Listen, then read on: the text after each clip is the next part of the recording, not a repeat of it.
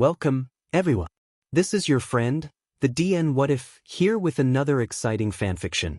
Today, we're diving into the story of What If Deku Exposed Ectoplasm's Math Mistake? If you enjoy this video, don't forget to hit that like button and subscribe for more fanfiction content just like this. Now, let's get started with the fanfic. Chapter 1. A Test. Flying under the radar had never been one of Izuku's specialties. Ever since that day at the doctor's office, the universe seemed hell-bent to move him in the spotlight whether he liked it or not. First, it was Bakugo turning his back on him, was it ever turned towards him, for being quirkless, bringing his classmates to his side. Then, it was the teachers turning a blind eye to the mistreatment while inflicting their own onto him. After that came the sludge villain attack, which fortunately brought him under the tutelage of All Might. He thought that finally getting a quirk would shut off the perpetual spotlight being shined on him, but if anything, it only seemed to make things worse. He'd maimed his arm on live television during the sports festival, how else was he supposed to use one for all? And helped apprehend a notorious serial killer during his internship, becoming known as that crazy kid who broke his limbs with his quirk. It wasn't as if he had a name or anything. The limelight wouldn't even go away during normal school days. In short succession, he had been both nearly expelled and assaulted during Mr. Aizawa's quirk assessment test, and his assaulter, a certain blonde boy, took their teacher's half-hearted attempt of reprimanding him as a green light to proceed with his ill treatment of him. That day, after collecting their syllabi at the end of the day, Izuku had been cornered outside of the UA gates as he waited for Ida and Uraraka. Bakugo had roughly shoved him against the wall, gripping his tie with one hand while popping explosions near his face with the other. Since you chose not to effing listen to me about not applying to you, you better not try and get ahead of me, Deku, he snarled. You already FING cheated your way in here with your bullshit quirk, and you're not going to FING cheat with your grades. If you put a toe out of line, I'll kill you like I said I would during that quirk test. And just like he'd been doing for the past 10 years, Izuku listened. Sure, it took him fudging several quizzes and tests, and maybe it included getting several questions wrong during lectures, but he thought he was doing well enough to stay off of Bakugo's radar, at least in that regard. Izuku was ranked 4th overall while Bakugo sat at 3rd. Of course, that wasn't enough for his acquaintance, but it kept his attention off of Izuku for the moment. That is, until one fateful Wednesday morning during math class. Looking back on it, Izuku blamed it on the fact that it was 8 in the morning and he still wasn't fully awake from yesterday's training session. The dreary weather outside also wasn't helping any. Normally, the anxiety of just being in class was enough to wake him up better than any caffeinated drink could. Class was an exercise in survival where the objective was to not give the teachers any reason to pay attention to him. It was a game he was normally unrivaled at, until that fateful first PRD math class. Mr. Ectoplasm had them evaluate a definite integral written on the blackboard, and that was all well and good except for one thing. There was a typo that wouldn't stop nagging at the green-haired boy.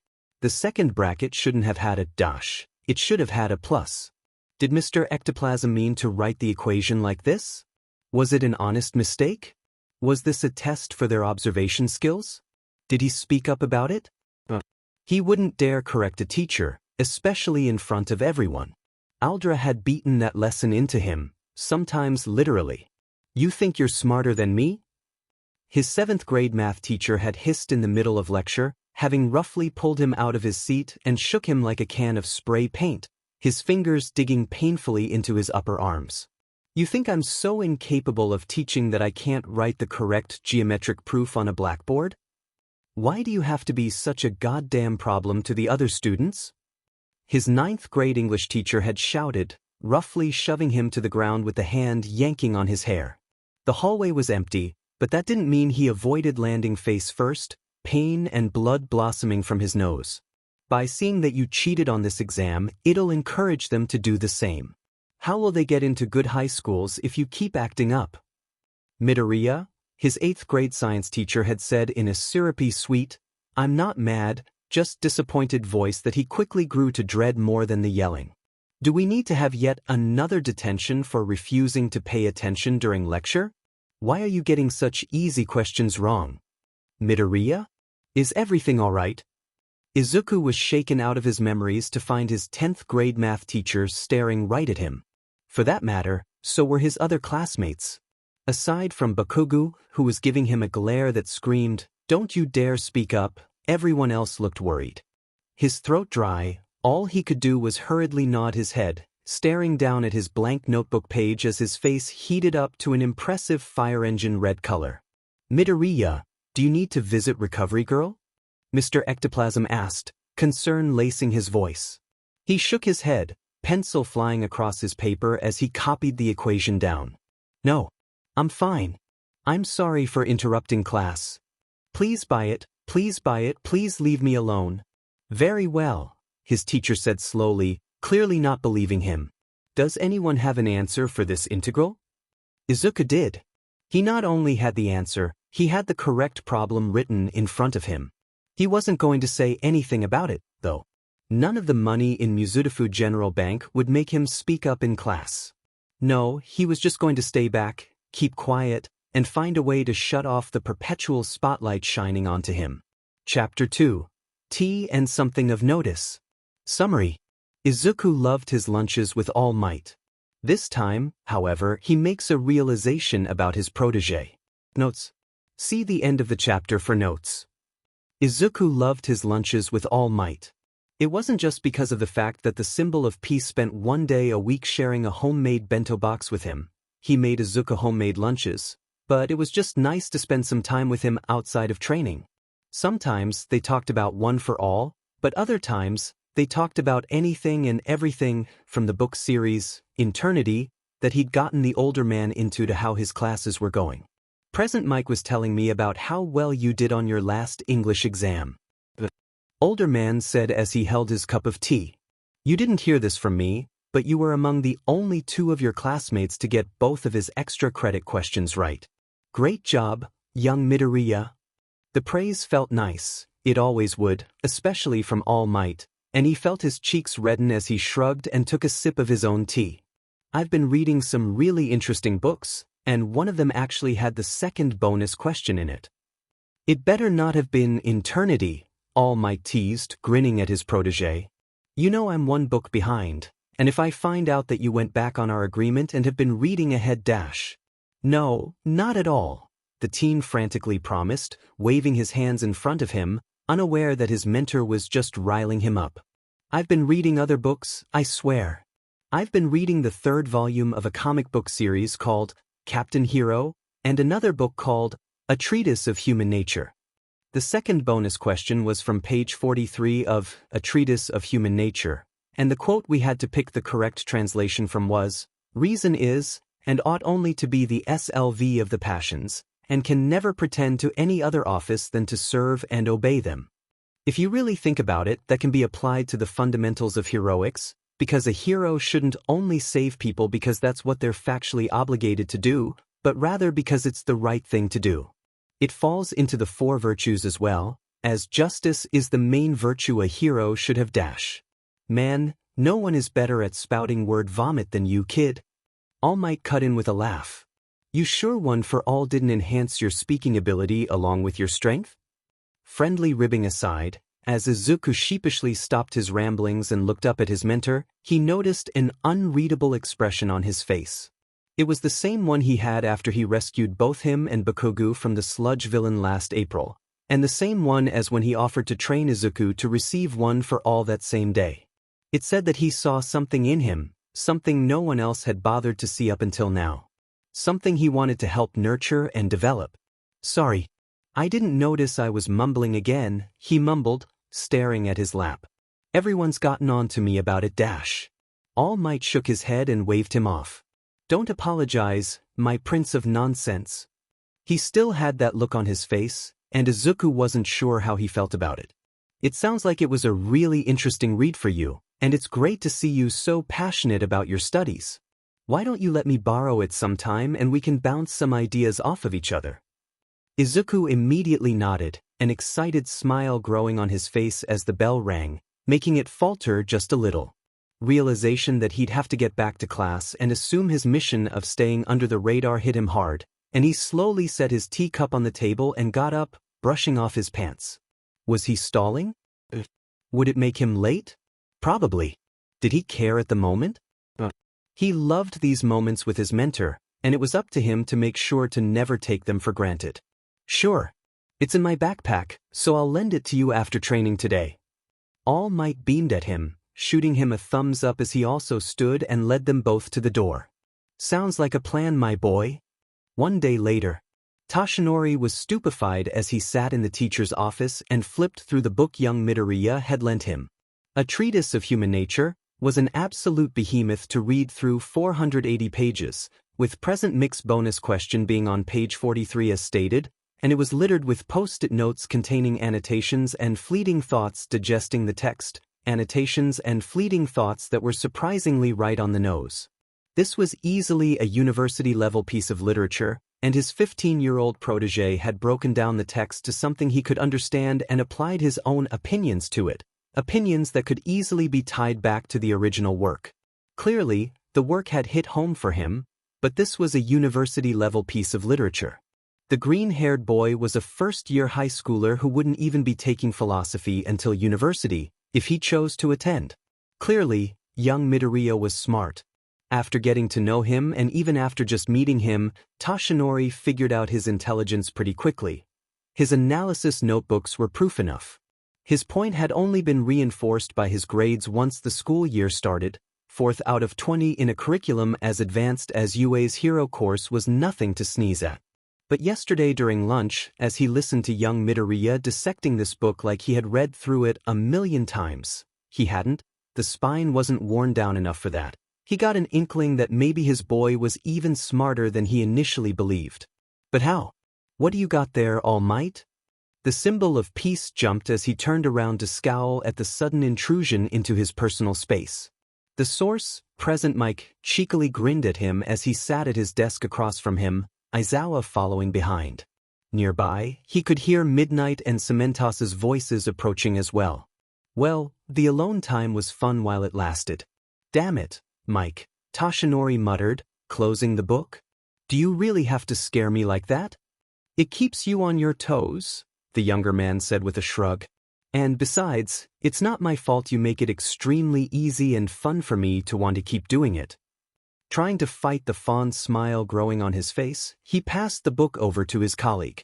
Present Mike could certainly be a lot to handle at times, but Toshinori really liked him both as a colleague and a friend. The man just radiated good vibes and positivity, making it near impossible to stay annoyed at him for too long. To answer your question, I borrowed this book from young Midoriya, he explained. We were talking about his latest English exam, and he had some pretty interesting insights about that second bonus question you gave. It came from this book. The younger blonde made grabby hands towards it, eagerly flipping through it when he got his hands on it. He had told the older man that he'd seen the inspiration for his bonus question in the paper, and he hadn't really expected anyone to get it right. He had been pleasantly surprised to see both young Yaoyorozu and young Midoriya get it correct and plainly said as much while they graded papers together.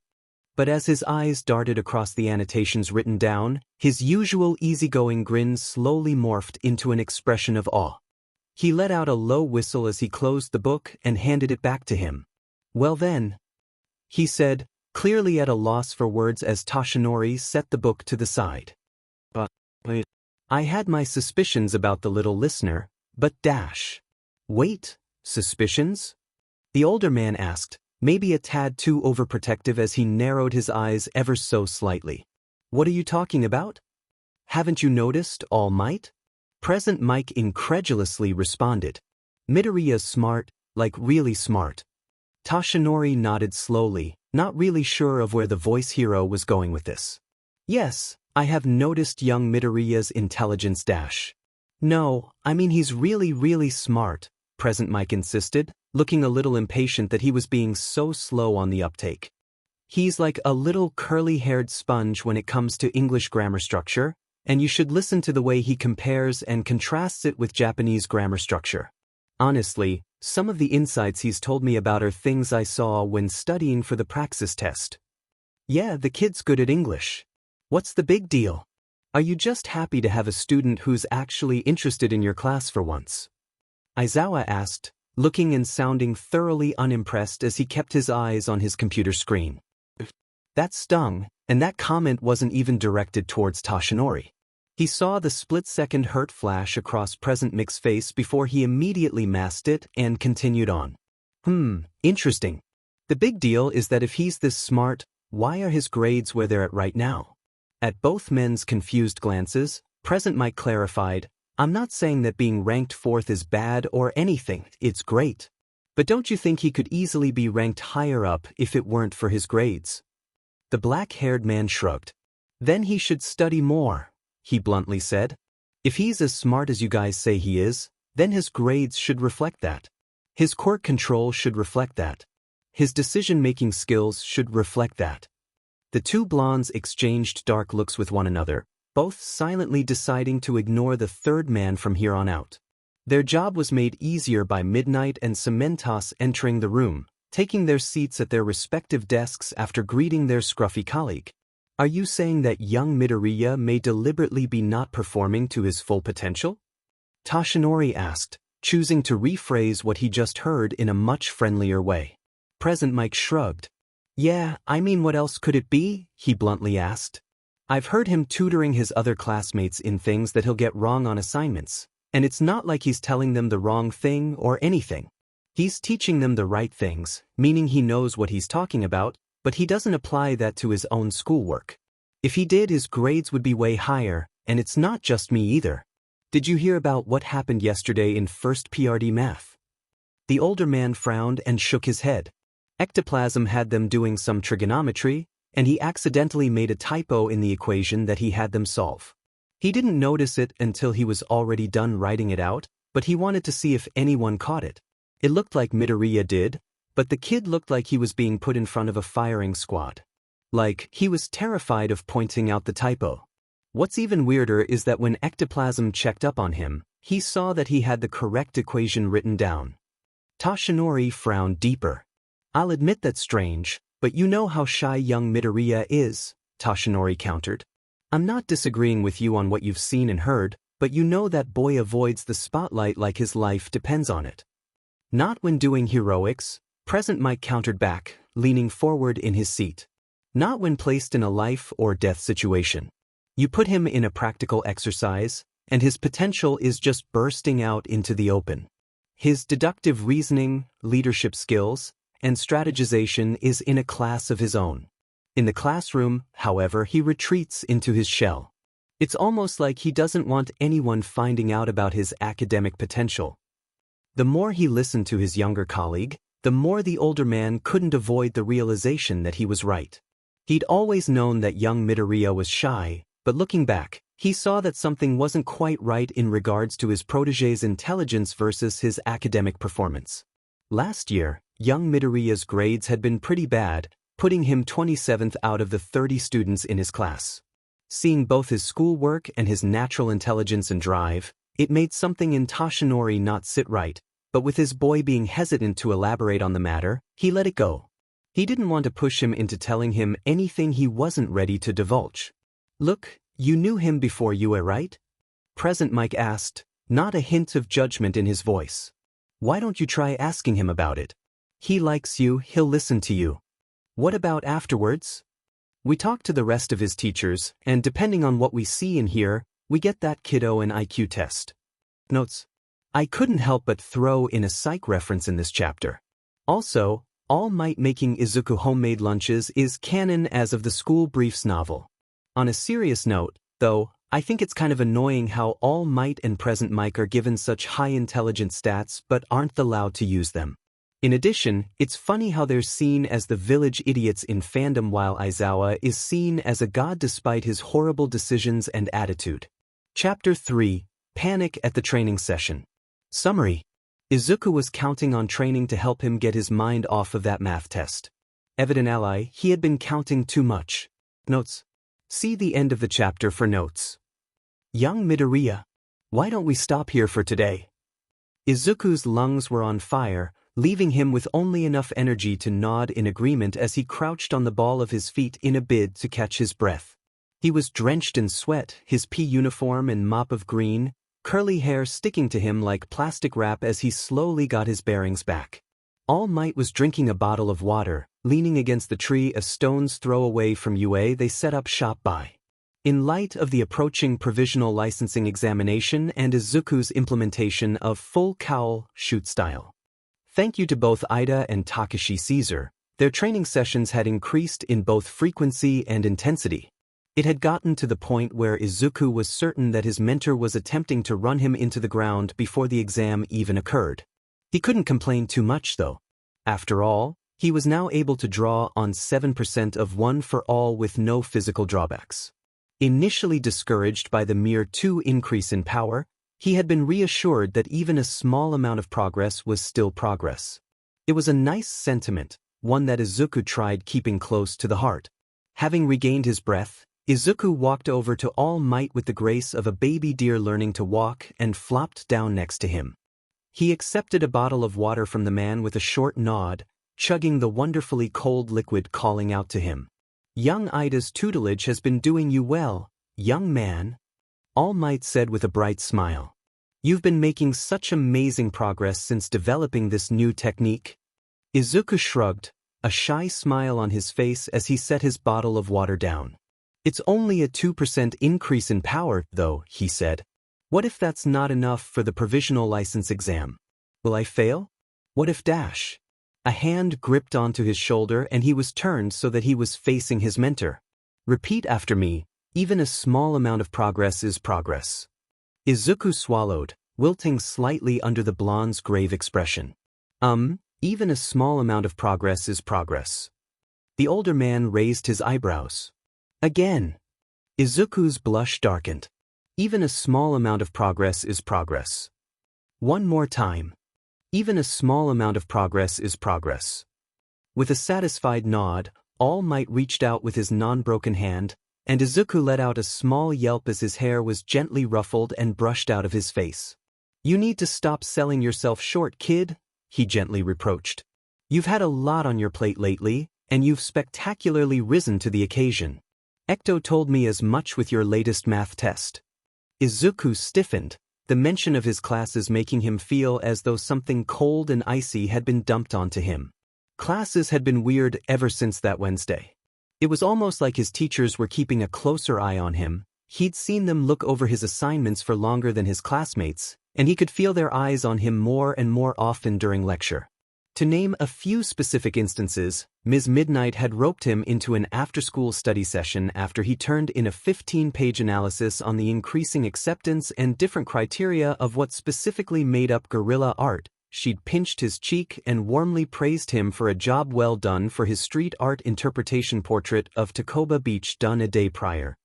And Mr. Cementos had given him some extra reading assignments on the side after he kept the poor man after class due to his gushing over the hero with 1,000 faces. He had patiently listened to him the entire time, never once letting on that he had papers to grade or other more important things to do. Don't get him wrong, it had all been incredibly fun. Mr. Cementos had a really good taste in books, and Ms. Midnight had floated the idea of her taking the class to the Mori Art Museum for a field trip, but it was all weird. This wasn't what was supposed to happen. Teachers weren't supposed to be nice to him over his ramblings, his cheating, his general existence. They were supposed to get in his face and smack him around, or give him that dead-eyed and disapproving glare while calling him problem child. They weren't supposed to excitedly discuss his artwork or compare and contrast, listen to the voices of the sea, and all quiet on the Western Front with him. And to hear that Mr. Ectoplasm had been talking to All Might about Izuku's latest test, it didn't bode well for him. Oh, what did he say? He asked, trying and failing to keep his voice from shaking, clenching his fists together. Mr. Ectoplasm was nice, but he had to have done something really bad if he was going over his head to talk to. Did you know that for one of the proofs, you used first principles thinking to solve it? Izuku gave his mentor a blank look, the stark opposite of the expression on All Might's face.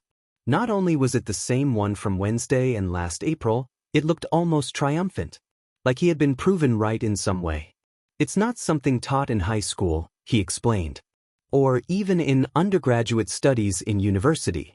Instead of using the input data and equations given, You used your understanding of the concept to rederive the equations on your own. It's honestly dash. He's not going to take marks off for that, is he? Izuku almost yelled, panic surging through his veins as he began to hyperventilate. Crap. How had he let himself do that again? My teachers always got upset at me for doing that, and I've been trying to stop, but it's just easier for me to do it that way, and I've been trying not to do it in physics as well because I don't want to get in trouble again dash. Izuku felt All Might's large, bony hand grab his own and place it on his chest. His fingers unconsciously gripped onto the soft material of his polo shirt, rising and falling with each exaggerated breath All Might gave. It's okay, he quietly said. You're okay. Breathe with me. They sat like this for well over 5 minutes, Izuku trying to match his breathing with All Might's. After a while, his mentor's steady heartbeat and grounding touch began to do its magic, and Izuku slowly but surely began to calm down. Exhausted from the roller coaster of emotions he had just disembarked, he reluctantly pulled his hand away so that he could take another long sip of water. Good, All Might cautiously praised, watching with concern as Izuku set the bottle in his lap. Now, I was trying to say that you're not in trouble for what you did. Seeing the uncertainty in the boy's eyes, he pressed on. I promise that you're not in any trouble. Ecto gave you full marks for that question. No, that's not it. There's more. If it were just a matter of how I did on that test, he would have just come out and said it. There's something else going on. He took a chance and nervously glanced up at All Might. He had the Wednesday look on his face again, but it seemed sadder this time rather than triumphant. I was trying to tell you that in addition to giving you full marks on that question, he wanted to ask you a question that, frankly, the rest of us have been wanting to ask you as well. Why are you deliberately underperforming in class? Notes. I'm going to be making some changes with this FIC, none pre-existing, aside from when exactly the story takes place, because I managed to dream my way out of my writer's block for the time being. With this specific instance that happened in Ectoplasm's class, I took inspiration from an Ask Reddit thread talking about teachers with genius students, and I also learned that the shoot style name actually came from MMA, so I had Izuku take inspiration from its founder, Tomofumi Murata aka Takashi Caesar, not FING Bakugu again. With this last bit, I felt that it would better show how Izuku just can't win when it comes to Bakugu.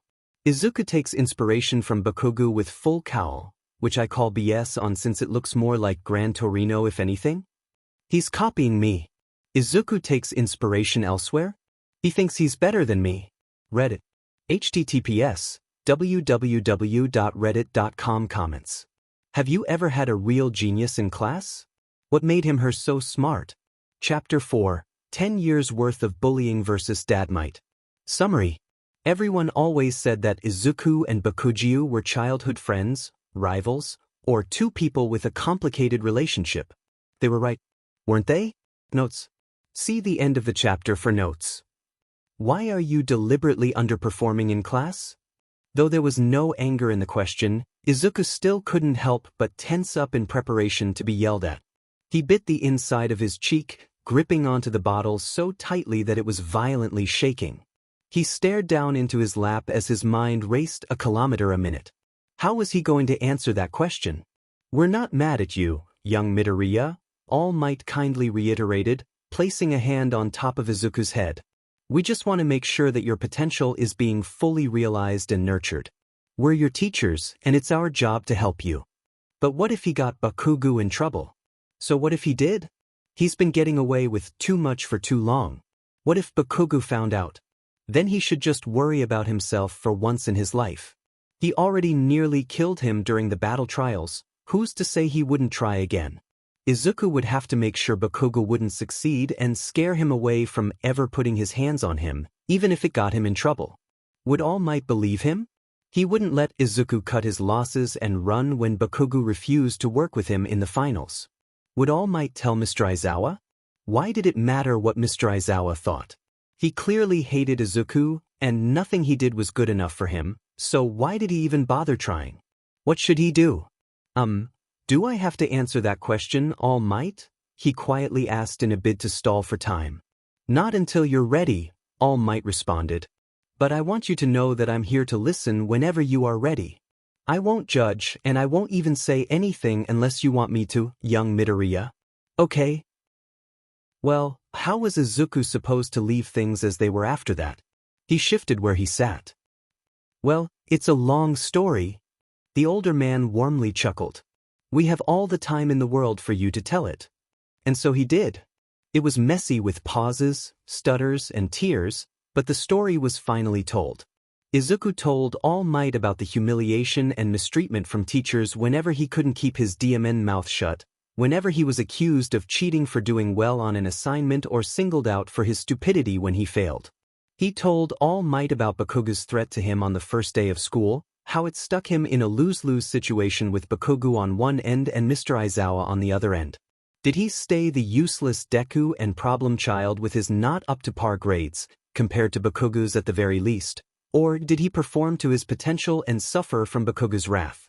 He even showed All Might the burns littering his body in a desperate attempt to show that he wasn't lying. The symbol of peace patiently listened, his face betraying no emotion even as Izuku showed the injuries given to him by his so-called childhood friend. Instead, he nodded his head and asked the occasional question for clarification. Once the story was finished, the two sat in silence for what felt like forever. While Izuku admittedly felt as if a weight had been lifted off of his shoulders, he wasn't expecting for his mentor to look so worn down. He seemed downright aggrieved as he sat with his eyes closed, each breath coming out as a deep sigh. I'm sorry. Izuku jolted. He had been expecting many things once he finished his story, but an apology wasn't one of them. And why was All Might apologizing to him? What had he done wrong to him? It was Izuku's fault for not gritting his teeth and dealing with Bakugu's lessons abuse. He was a hero in training, for crying out loud. So what if he got a few burns? I completely misjudged the relationship between you and young Bakugu, All Might said in a slow, steady voice. He looked incredibly ashamed as he bowed his head. Up until the final exam, I had been under the impression that it was a mutual rivalry. I should have realized by the way he acted around you that this wasn't the case. I had my suspicions during the exam, but what you've told me now has confirmed it. I'm sorry for not doing what I should have done back then and pursued the matter further. Izuku's stomach clenched and his head swam as the cold, hard truth tried washing over him. Bakugu was a bully. Bakugu was his bully, not a childhood friend, not an acquaintance, and not even a rival. He was nothing more than a bully, but he had such a perfect quirk for heroics. How did that make him a bully? He was never going to respect Izuku, but it was his fault for being quirkless. Izuku would never win when it came to catering to Bakugu's demands. Kacchin couldn't be the #1 hero if Izuku kept cheating and being a problem. He deserved to be backhanded in the face during the final exam. He should have just done what Bakugu said and killed himself. The way that young Bakugu has treated you up to this point is inexcusable, and I'll be having a long talk with Aizawa and Principal Netsu about his punishment. But it's Bakugu! Izuku interrupted, though his voice lacked the conviction it used to have while defending the hot-tempered blonde. He's got a powerful quirk. What about it? All Might bluntly asked, looking incredibly unimpressed with that logic. Are you saying that because 1-4 all is a powerful quirk, it gives its holders free rein to treat people however they want? Izuku's face flushed. No, of course not. He works really hard. He works no harder than you or the rest of your classmates, and I don't see you all using that as an excuse to bully other people, All Might said almost immediately. Did he have that retort sitting on the tip of his tongue? Is he really wrong? Look at how hard I've been working, and all I get is scolded or reprimanded. Izuku felt his lip begin trembling, his eyes filling with tears as he weakly insisted, But Mr. Aizawa? All Might's eyes flashed with barely contained anger as he quietly said, Oh, believe me, young Midoriya, I'll be having a long discussion with Aizawa regarding his part in all of this. Being a hard worker is no excuse for repeatedly breaking UA's student code of conduct. Izuku hiccuped, shaking his head as he failed to hold back his tears. If All Might was right about Bakugu, if he was right that Izuku never should have been treated the way he had been for the past 10 or so years, he shouldn't have been, then. But Bakugu's my friend. I'm sorry, but a true friend would never treat someone the way you've been treated, young Midoriya. That did it. The force of a decade's worth of denial being ripped away and replaced with validation from his idol made Izuku double over crying. It was all too much for him to process at the moment, and he wanted to just get away, but he couldn't. Instead, he felt All Might's hand cup the back of his head and gently pull him into his side, hugging him tightly. His mentor said nothing, just resting his cheek on the top of his head and rubbing the back of his neck with his thumb as he let Izuku cry and cry his lungs out. Notes: you've got a good childhood friend. He works harder than anyone, so if they think he'll become a villain, then they're mistaken. Is Cuckoo and the rest of Class 1A, am I a joke to you? Get the F out of here with that BS. Chapter 5. Why Izuku Can't Have Nice Things. Summary. This was exactly why Izuku never went to the adults about his problems with Bakugo and his teachers. It never ended well for him. Notes. See the end of the chapter for notes. Why couldn't Izuku ever have anything nice? Why was it that every time something even remotely good happened to him, the clouds opened up for God to say, "I hate you, Izuku Midoriya"? It happened the first day of school when instead of making new friends and learning about what all UA had to offer, he was humiliated and singled out in front of his new classmates by Mr. Aizawa, as well as nearly beaten up and threatened twice by Bakugo on school grounds. It happened the first day of classes when instead of being able to celebrate actually beating Bakugo during the battle trials, he was not only recovering from a near-fatal injury, he won't die if he dodges, but was scolded and lectured by Mr. Aizawa for his performance. What the hell was he supposed to do, let himself get killed? And it happened the day he passed his provisional hero license exam when instead of celebrating with the rest of his classmates and friends, he was dragged outside to ground beta by a furious Bakugo to fight after curfew. Izuku tried multiple times to leave.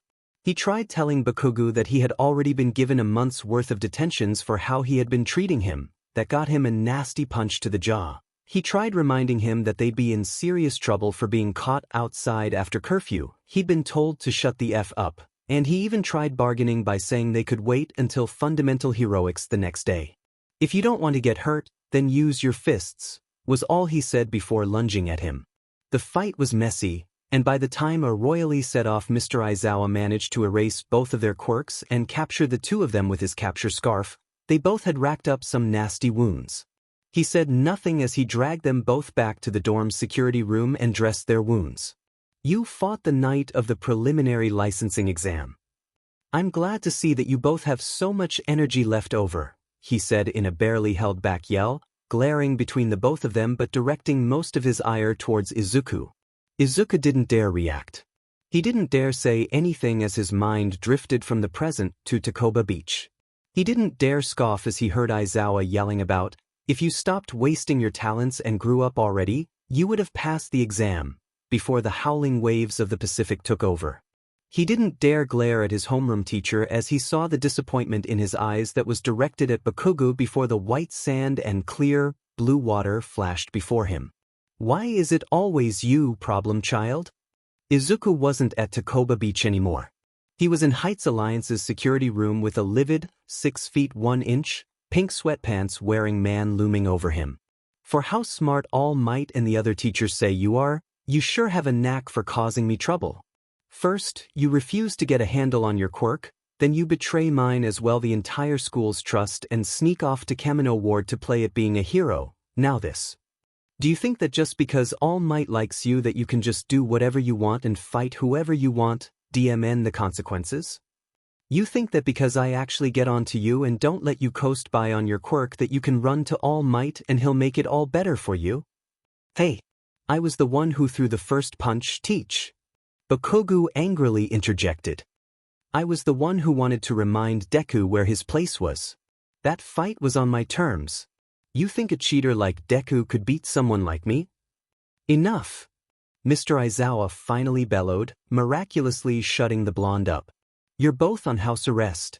4 days for Bakugo, 3 days for Midoriya.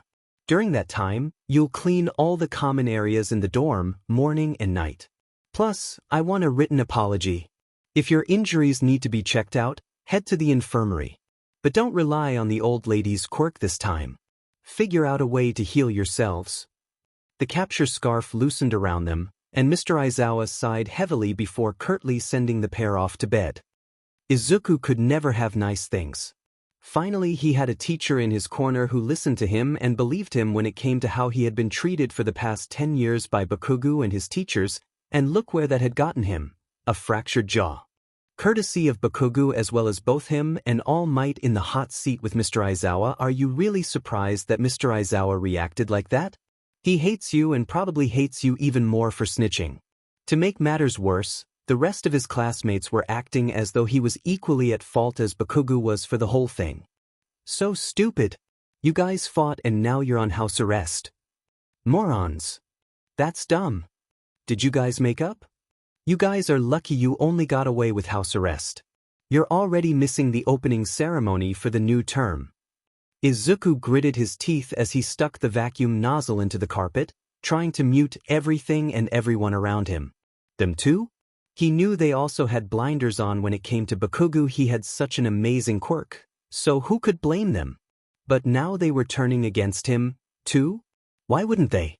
He was a quirkless cheat who didn't belong here unlike everyone else. Why was it that when Bakugo tried to kill him, assaulted him, or insulted him, it was brushed off and excused by everyone, but when Izuku defended himself against this treatment, he was insulted and dismissed? Anyone would pick Bakugo over you. You're lucky All Might felt sorry enough for you to take you under his wing. You should have done everyone a favor and killed yourself. He was angry. He was angry. Bakugo, what are your plans for the remedial license X-? Shut the F up, icy hot. That has nothing to do with you. Out of the corner of his eye, Izuku caught the death glare. Todoroki shot the blonde. If looks could kill, Bakugo would have been dead, but the boy in question was too busy wiping the windows of the common room to notice. Well, at least he had one friend by his side. As the rest of their classmates left the dorm while calling out their goodbyes, Todoroki stayed behind, giving Izuku the much softer and kinder expression that he had grown used to seeing ever since the sports festival and Hosu. I'll see you this afternoon, Midoriya. I'd like your help in preparing for the remedial licensing exam. He shouldered his book bag and gave him a warm wave goodbye before leaving for the day. Oi, de. For someone who cheated their way into UA and fourth in our class, you sure are a shitty cleaner. Bakugo shouted over the laughter and chatter of the dorm's common area. Look at this FNG dust. Your room must be a FNG pigsty if you're leaving the common room like this. Ignore him, Todoroki whispered, directing Izuku's attention back to their English homework. Technically, one of the rules of Izuku's punishment was that no one was allowed to share what was taught in class over the next 3 days, but no one was willing to speak up when the two-toned boy asked Izuku a question about the day's grammar lesson, silently daring anyone to say anything. Izuku nodded his head. So, the sentence structure dash. Deku, you think you're all high and mighty to talk to me because All Might chose you. The room fell quiet, and Izuku felt eyes on him. They were probably mad at him for ignoring Bakugo, probably wanted to see Bakugo put him in his place like the Deku he was.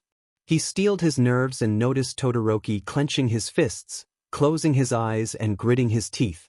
He seemed incredibly on edge, and come to think of it, he always was when Bakugo. Deku, I'm effing talking to you. I'm not afraid to drag you outside for a second round. What happened next was both expected and unexpected at the same time, because while Bakugo storming over to Izuku with explosions popping off on his hands was entirely on point, who could have predicted Todoroki standing between the two and smacking Bakugo in the nose as hard as he could with his English textbook? Notes. God, I got so set off on Izuku's behalf writing this chapter. And on another note, it always rubbed me such the wrong way that Shoto wanted to be Bakugo's friend so badly even though Bakugo both treated him like shit and compared himself to Endeavor in regards to how he bullied Izuku. Yikes all around. Also, the house arrest bullshit is one of my least favorite parts of the series, if you couldn't tell.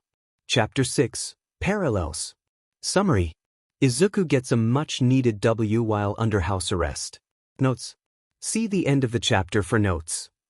Time seemed to have stopped, save for two things. Bakugo staggering back from the force of the blow and Todoroki giving the boy no time to recover as he grabbed him by the wrist with an icy hand and dragged him out to the courtyard. Though the two boys moved fast, Izuku caught sight of the blood running down Bakugu's face, coloring both his shirt and the floor behind him. What the I see hot. My nose.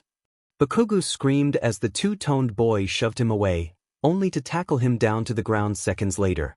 Given how flabbergasting this turn of events was, everyone sat in shocked silence before scrambling to action. While Ida ran out of the dorms with a loud, "I'm getting Mr. Aizawa. This is most unbecoming of heroes in training," others quietly detached themselves from the situation and sneaked back upstairs, muttering about not wanting to be caught in the crossfire when Mr. Aizawa arrived. Izuku was still recovering from the shock that someone actually stood up for him, that someone actually put themselves in front of Bakugu to protect him. Why would anyone protect him? Because you're a good person. Was he worth protecting? Obviously. Look at how set off Todoroki is. Kaminari and Kirishima immediately glued their noses to the window, eagerly providing their own commentary on the fight. Who do you think'll win? My money's on Bakugu, Kirishima said excitedly, watching the boy in question have his explosions nullified by Todoroki's ice. Are you kidding? Kaminari incredulously asked as the boy delivered a nasty right hook to Bakugu's jaw. With how feral Todoroki's gone right now, I'm betting on him. He fished some money out of his pocket. 5,000 yen? You're on. Izuku and Bakugu weren't alone in the dorms anymore. Todoroki had been given a week of house arrest along with 2 months' worth of detentions, but he didn't seem to care in the slightest as he helped clean the dorms. He even set up a schedule of sorts for him and Izuku. After getting done with the morning cleaning, the two would study together before repeating the routine in the afternoon. He barely left Izuku's side, making himself a barrier against the battered and bandaged Bakugu, who shot the pair venom-filled glares from across the room, but didn't dare say anything. The fight had left him with a broken nose and 3 broken ribs, while Todoroki had walked away with some minor scrapes and bruises on his face and hands. That had to have hurt his pride. From what he told Izuku that morning, he hadn't uttered a word as to why he attacked Bakugu the way he did. Instead, he settled for giving Mr. Aizawa an impassive stare as the older man glared at him, trying to pry an answer from him. Bakugu said, "I did it because I was yelling at you for slacking off on the cleaning," Todoroki said as they went over the physics chapter they were being tested over. Ida told him what really happened, but I don't think that Mr. Aizawa cares for the truth when it comes to you two. He was very adamant in how disappointed he was in Bakugu for being involved in 2 fights in 1 week, something about his potential being squandered over another temper tantrum. Izuku bristled under that last comment. It really was funny how someone like Mr. Aizawa, who prided himself on how rational and logical he was, seemed to be willfully ignoring just how angry awful Bakugu was. Izuku was the problem child who had the nerve to be quirkless and not have instant control of his recently manifested quirk, but Bakugu nearly killing or assaulting someone was just a temper tantrum. Bakugu was clearly the common denominator in both instances, yet the green-haired boy knew that somehow the blame would be pinned on him. It was funny how that worked. It really wasn't. It was messed up and wrong. What did he say about you? Izuku asked as he finished his notes. Todoroki shook his head. He didn't say much. He just kept asking me why I did it, as if he didn't really know. If he can't see what's obviously in front of him, we shouldn't be the ones to point it out to him. Ida already explained everything to him on the way over here last night, so it's up to him to do what he wants with that information. Izuku nodded his head, setting his pencil down. Was it nice to have a friend here with him? Did he wish it was under better circumstances? Also yes. I'm sorry you got in trouble because of me, Todoroki, the green-haired boy quietly apologized. If he was going to be blamed for this incident down the line, he might as well run some preemptive damage control. Why are you apologizing, Midoriya? Don't friends stand up for each other? Izuku blinked and looked at Todoroki, who seemed to be genuinely confused. Whether that was due his self-admitted lack of social skills or the fact that he thought Izuku did nothing wrong was up in the air. I was the one who chose to fight Bakugu, and I don't regret doing it at all, Todoroki went on. I've told you before about Endeavor, and when he charged you the way he did, I had to do something to protect you. His voice was incredibly strained, and Izuku immediately knew what he was talking about. The nights his mother would be beaten black and blue, he and his older siblings helpless to protect her or themselves. Bakugo no doubt must have reawakened those ugly memories by the way he was acting towards him. What does that say about Bakugo as a person? The haunted expression on Todoroki's face was one Izuku never wanted to see again, so he reached out and gently squeezed his hand, rubbing his thumb in his palm. Todoroki, I'm sorry, he whispered. I know that doesn't make it any better or erase what you've been through, but I'm sorry. The two-toned boy nodded, looking slightly better than he had a few seconds ago. It's nothing you did, Midoriya, he said. It just comes down to Endeavor using his power to hurt the people around him. It's the same with Bakugo. The infuriating thing about it all is that because of their quirks and their overall status, people turn a blind eye to it. To us. They do. To us. They do. How had he noticed the parallels? He wasn't sure if Bakugo would ever go down the route of eugenics, but no wonder Todoroki never liked him. No wonder he seemed so dismissive of Mr. Aizawa and the people around them who turned a blind eye to Bakugo's actions. He had Endeavor at home and a mini Endeavor at school. That must have been hell on earth for him. Regardless, I think Bakugo will be leaving you alone after what happened yesterday, Todoroki suddenly said, giving Izuku's hand a squeeze before getting back to their physics schoolwork. But if he tries to hurt you again, I'll hit him with our math textbook. Izuku knew he shouldn't, but he immediately burst into a fit of laughter, muffling it with his hands so no one else could hear. Todoroki, you can't say that, he pleaded through his giggling. You're lucky Mr. Aizawa isn't around to hear that. Todoroki gave a shrug, though a small smile played on the corner of his lips. Well, Bakugo shouldn't treat you the way he does, but look where that's gotten him. It took a few minutes for Izuku's laughter to die down, but when it did, he felt better than he had in days. He felt a new lease on life as he caught his breath and gave Todoroki a grateful smile. Thanks, Todoroki. I'm your friend, Midoriya. Friends don't thank each other for doing the bare minimum. Notes. You can't make Todoroki willing to square up with the police chief because he hates bystander syndrome, and then turn him into a bystander when it comes to Bakugo bullying Izuku. Aizawa, you broke Bakugo's nose and 3 of his ribs. Todoroki, and what about it? Walks away. Chapter 7, A Test, the sequel. Summary.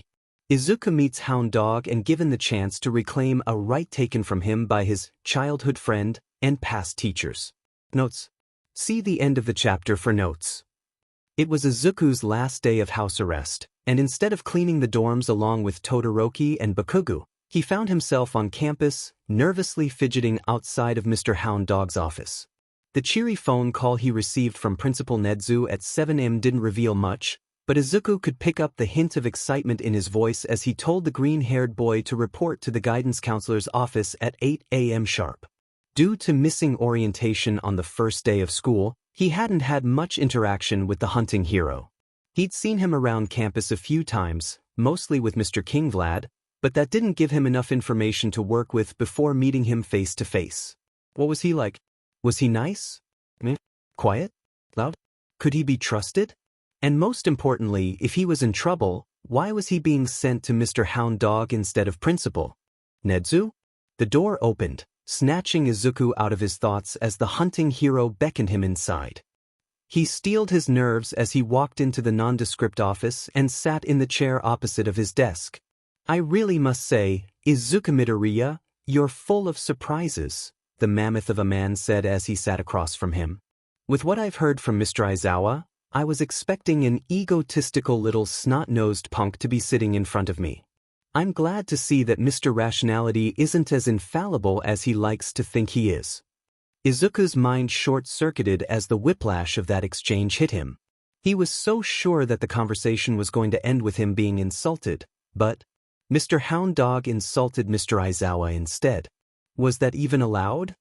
He resisted the urge to gape, sitting with his hands folded in his lap.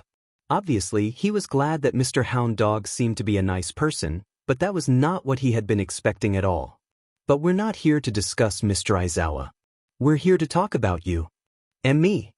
Who else? Izuku? Mr. Hound Dog thoughtfully regarded him for a moment before conversationally saying, It's come to the attention of your teachers and Principal Nedzu that He stopped himself and switched gears. We'd like for you to take a few tests. They're mandatory, but they won't have any effect on your grades. He opened a drawer and took out 2 impressively sized test booklets, handing them to Izuku, who rifled through them, whisk and cack. Were these IQ tests? He couldn't do an IQ test. He was a stupid Deku who could easily keep up with university-level schoolwork. Was it too late to leave? They'd just drag you in here some other day. Should he throw the test? They already know how smart you are, they'd see right through it. Should he try his best? Obviously. Aren't you tired of challenging yourself to not challenge yourself in class? Would he be kicked out if he scored too low? There are people here with grades way worse than yours. What if he scored too high? That's not your problem. Hey, don't be scared. Mr. Hound Dog reassured him. No matter how you score, you won't be in trouble, I promise. Breathe, Midoriya. You're okay. Was Mr. Hound Dog reading my mind? He asked himself as he mirrored the older man's breathing. Well, he is a counselor. I guess I also looked pretty scared. I've got a meeting to go to, he announced, looking at his phone and getting up. You don't seem to be a troublemaker, so I trust you to be okay here by yourself while taking the tests. Izuku wasn't a troublemaker. Wait, what? A teacher not only calling Mr. Aizawa out on his assumptions of him, but outright saying that he trusted him and didn't consider him to be a troublemaker? What weird office was he called into today? The rough pat on his shoulder made him jump as he craned his neck to look up at the canine man. When did he cross the room? Answer every question as best as you can, and do your best, he reminded him as he headed out the door. I'll be back later on to check on you and get you some lunch if you're still here by then. Good luck. The door shut, and Izuku was left alone at a crossroads he couldn't hope to navigate. Once Izuku got out of his head and put pencil to paper, he quickly found that the tests were actually fun. The questions were difficult but not impossible, as the answers could be deduced through common sense. Being alone in Mr. Hound Dog's office meant he didn't have to worry about a teacher breathing down his neck, and taking this test meant that Izuku could actually be challenged academically after trying to downplay himself for so long. He could use first principles thinking to re-engineer equations without worrying about a teacher taking him to task over it. He could figure out the answers to logical puzzles as fast as he wanted to without fear of being accused of cheating. He could pick the correct answers to the grammar and vocabulary section, because he didn't have to be conscious of the feelings of a quirkist bully with an unfounded inferiority-superiority complex. For once, he could be in his element without caring what anyone else thought about it. All Might's voice rang through his head. It's our job to make sure that your potential is being fully realized and nurtured. We're your teachers, and it's our job to help you. Mr. Cementas's soothing timbre followed. You have a keen mind, Midoriya. I'd love to hear what more it has to offer. Ms. Midnight's playful whisper came after. Will you let me borrow some of your work? It'll give the third years a nice bit of motivation for their final projects. Mr. Hound Dog's deep growl didn't faze him as it followed. I'm glad to see Mr. Rationality isn't as infallible as he likes to think he is. Mr. Ectoplasm's muffled voice immediately after. Don't ever be afraid of performing with your full capabilities, Midoriya. I'll be giving you more challenging coursework to ensure this. They were right. They'd always been right. He'd been robbed of the opportunity to act on his potential, and this was his chance to reclaim it. Whether he got a high score or not, he could at least walk away with knowledge that he put his all into those tests. That was something neither Bakugo nor Aldra or Mr. Aizawa could ever take from him. Notes. Writer's block hit me so badly that I had to revisit some of the old chapters to kick it. I kind of wanted to a parallel to the first chapter in this one. In the first chapter, he's not being tested and remembers all of the horrible things done to him by his teachers. In this chapter, he is being tested, but he remembers all of the nice things done to him by his teachers. Chapter 8. The Reckoning of Shota Aizawa. Summary. Aizawa's treatment of his students is brought to the attention of UA's faculty, and certain biases of his are revealed. Notes. See the end of the chapter for notes. Toshinori took pride in being someone who had a steady hold over his emotions. That hadn't always been the case, especially in his teenage years. It was only through Nana's patient coaching and a few smacks to the head courtesy of Gran Torino that he learned to think before feeling. Count to 10, Toshinori.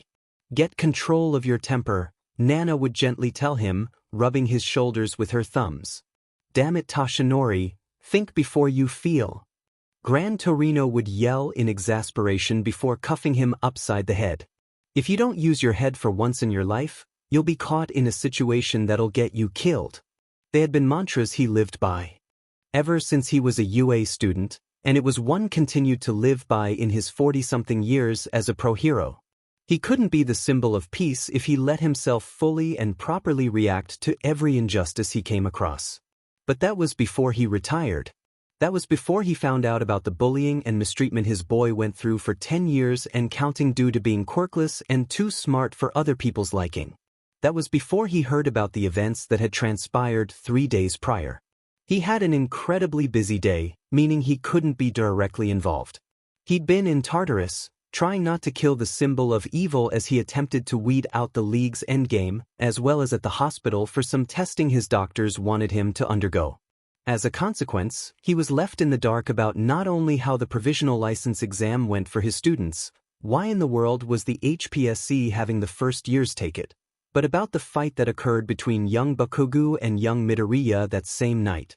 When his colleagues told him what had happened and the consequences handed down, it took him no time at all to figure out that young Bakugo was the one at fault. Was it biased of him to think that? Maybe. Did he have his reasons for thinking that? Definitely. Did he have evidence to back up his claim? Oh yes, he did. He had both circumstantial evidence and physical evidence. Young Bakugo could barely go a day without being reprimanded by his teachers for how he was acting or something he did in class, and the boy practically lived in after-school detention due to it. Trying to reason with him never worked, and neither did scolding him or sending him to Hound Dog for anger management sessions. Parent-teacher conferences also proved to be a bust, and the negative press his behavior at the sports festival garnered didn't even make the boy blink. It wasn't long before his colleagues began passing a bottle of extra-strength Advil amongst each other before their classes with 1A in preparation for the inevitable headaches they'd have by the time the bell rang. It wasn't long until exhaustion and barely contained annoyance seeped into their voices at the mention of young Bakugo's name. It wasn't long until present Mike in 13th's dislike for the boy began becoming harder and harder to hide. In 13th's case, who could blame her? The boy nearly got her killed during the USJ attack and didn't seem remorseful for it. And that wasn't even counting the security tape from the camera bot that recorded the incident in question. Toshinori and the other teachers in charge of the first years had been called into an early morning meeting over it, a television screen connected to Ned's laptop greeting everyone. Once everyone was present and accounted for, Hound Dog arriving last due to a prior engagement, and simple pleasantries were exchanged, the footage was played. "We shouldn't be walking around like this so late at night," young Midoriya had tried saying, pulling back against the tight grip on his wrist. "We'll be in so much trouble if we get caught breaking curfew." "You've always made me sick," young Bakugo spat, tightening his grip, that had to be tight enough for his wrist to bruise. "How is this not noticed? You were always useless and you were quirkless, so how did you cheat your way into UA? How did you get a quirk?" Well, it looked like the cat was out of the bag in regards to young Midoriya's quirk status. That is, if questions hadn't already been raised during the quirk assessment test after young Bakugo's tirade. Judging by the confused glances being exchanged, that didn't look to be the case. "You passed the provisional license exam and I failed. What the hell, huh?" Young Bakugo screamed, roughly shoving the green-haired boy away from him, sending him crashing to the ground. Hound Dog looked furious, only being kept calm by Cementas's hand on his shoulder. Everyone else showed varying expressions of shame, disappointment, and anger save for Nedzu and Aizawa. Nedzu was never one to be expressive with his emotions, but the way his ears were pointed back and his tail wagged said everything about how he felt. And as for Aizawa, the annoyance on his face was slowly giving way to sheepish realization that he quickly masked. "Shut the F up and listen, you demon scum." Young Bakugo yelled before the footage was fast-forwarded, showing the blonde lunging at young Midoriya, explosions popping off in his hands. The green-haired boy turned and tried to run, only to be cut off by a swipe to the throat by the blonde. He then tried reasoning with him to at least wait for the next day's fundamental heroics class. He already had a month's worth of detention and couldn't afford to get into any more trouble. The punch to the jaw he received in response made present Mike wince sympathetically. If you don't want to get hurt, then use your FNG fists, young Bakugo sneered before lunging again. The cat and mouse game continued for a good several minutes until young Midoriya finally activated his quirk and began fighting back. The footage was stopped when it neared the end of the fight, and the room was silent. Count to 10, Toshinori. Nana reminded him, her voice ever so soothing and near to him. Damn it, Toshinori. Think before you feel. Gran Torino yelled, reflexive apprehension curling in his stomach at the sound of it. Distance may have greatly improved their relationship and young Midoriya may have softened him slightly, but the older man was certainly still a force to be reckoned with. Toshinori tried. He honest-to-God tried to keep his temper under control, but the things said and done in the security tape made it incredibly difficult to do so. What made it even worse was the stubborn expression on his underground hero colleague's face as everyone directed their attention towards him. Was this man going to sit here and deny what was spelled out for everyone to see? Did you know that this footage existed? He asked, his voice barely above a whisper as he glared at him. Seeing as how you were alerted by another camerabot about it, you had to have known. Did you decide to draw your own conclusions about what happened without examining the footage beforehand? The younger man bit his lip, uncertainty flickering across his face for a mere second before the stubbornness came back. Clearly, this was someone not used to being called out for his wrongdoings. What was there to examine? He asked. The two of them are always causing trouble. That was the wrong thing to say. Oh, now you acknowledge young Bakugo's shortcomings. Toshinori sarcastically exclaimed. The behavior write-ups from us weren't enough. The constant after-school detentions weren't enough. Hound Dog's notes regarding young Bakugo's refusal to engage in their sessions together weren't enough. Not even his abhorrent conduct at the sports festival was enough. I'd like to know what makes this instance so different for you, Aizawa. I'll admit he's rough around the edges, but he's working harder than anyone to become the #1 hero, Aizawa said, glaring at the older man. He clearly has potential. That doesn't excuse bullying. Hound Dog yelled, lunging at the man before Cementos caught him. It's your responsibility to curb this behavior, and you've been letting it fester under your direct supervision. The canine man quickly dissolved into mess of howls and growls that were peppered with angry Aizawas and enablements and insults to teachings. As he was promptly ushered out of the room, Ectoplasm spoke up. I concur, he said. I don't wish to shift blame, but there must be a reason why our attempts to correct Bakugo's behavior have been unsuccessful. It's most strange that you've disregarded it, considering your extensive expulsion record. Aizawa crossed his arms over his chest. Clearly, the math teacher hit a sore spot with that remark. The boy has potential. Enough with this potential nonsense. Toshinori finally yelled, shooting to his feet. You have seen time and time again that young Bakugo does not have behavior fitting for a hero in training, yet you turn a blind eye to it. He's broken UA's student code of conduct time and time again, yet you repeatedly stick your neck out for him. How dare you give that drivel about him being a hard worker and a great hero in training when he acts like this? All Might, Nedzu spoke up from the head of the table. What? He asked in a shorter tone than he would like. When he turned to the mammalian principal, he noticed the grave expression on his face. You need to calm down or else I'll have to ask you to leave. Toshinori and Nedzu stared at each other for a long moment before the blonde bit the inside of his cheek and took his seat once again. I apologize for that outburst just now, he quietly said, shame building up inside of him. Damn it, Toshinori. Why can't you think before you feel? That could have waited until the meeting was over. It was unprofessional of me to act in such a way in front of you all. It's not like you're wrong though, Present Mike piped up. Seriously, Shota, why do you keep hyping this kid up when you've expelled others for way less? The raven-haired man glared at his friend in betrayal before answering. You know I have my reasons for expelling students, he said through gritted teeth. I'm trying to protect them. Are you? Midnight asked, shooting him a disapproving glare.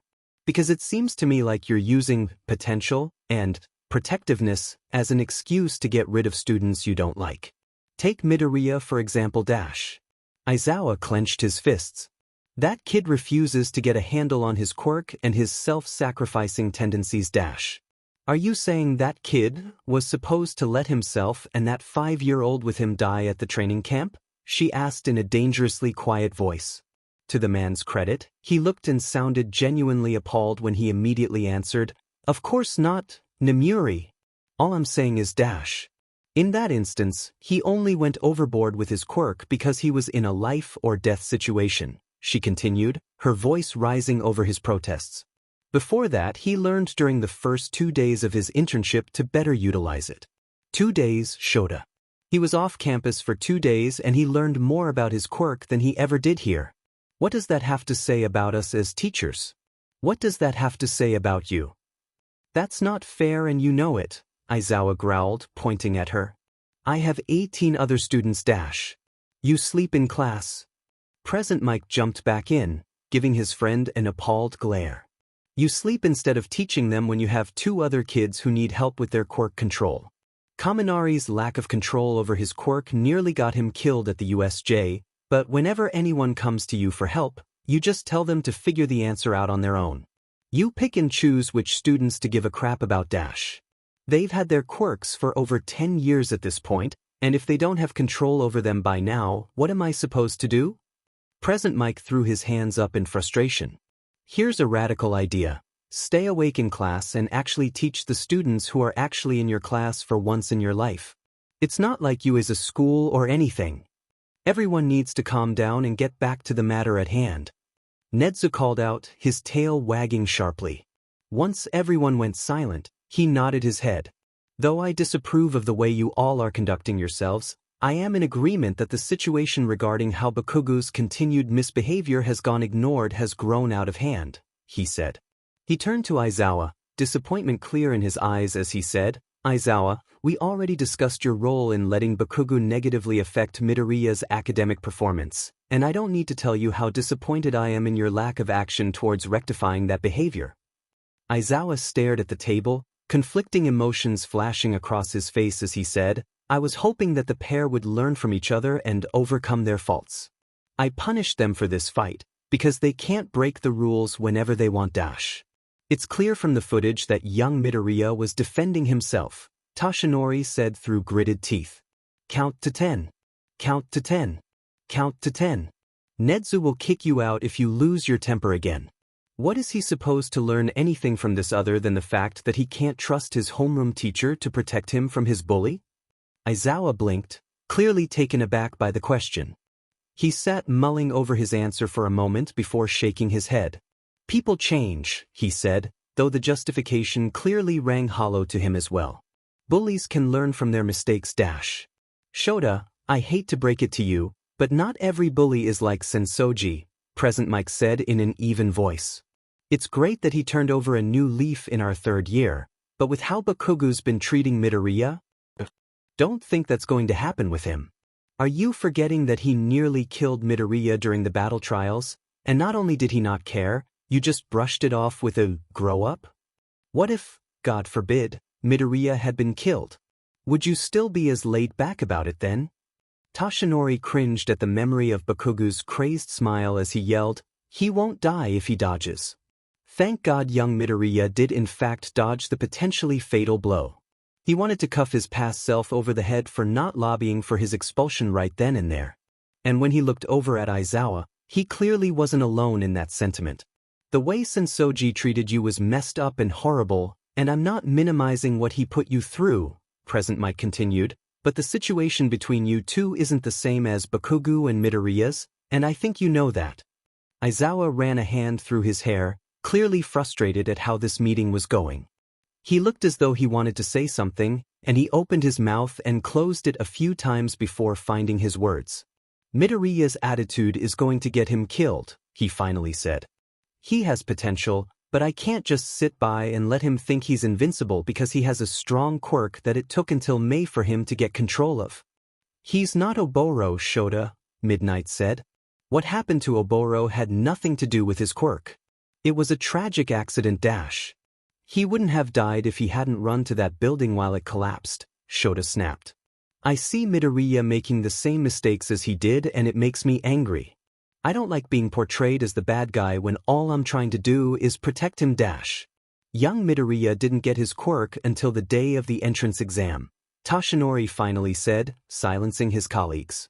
While Ectoplasm, Midnight, and Present Mix's faces lit up in understanding, Aizawa looked befuddled as he gave a flat, "What?"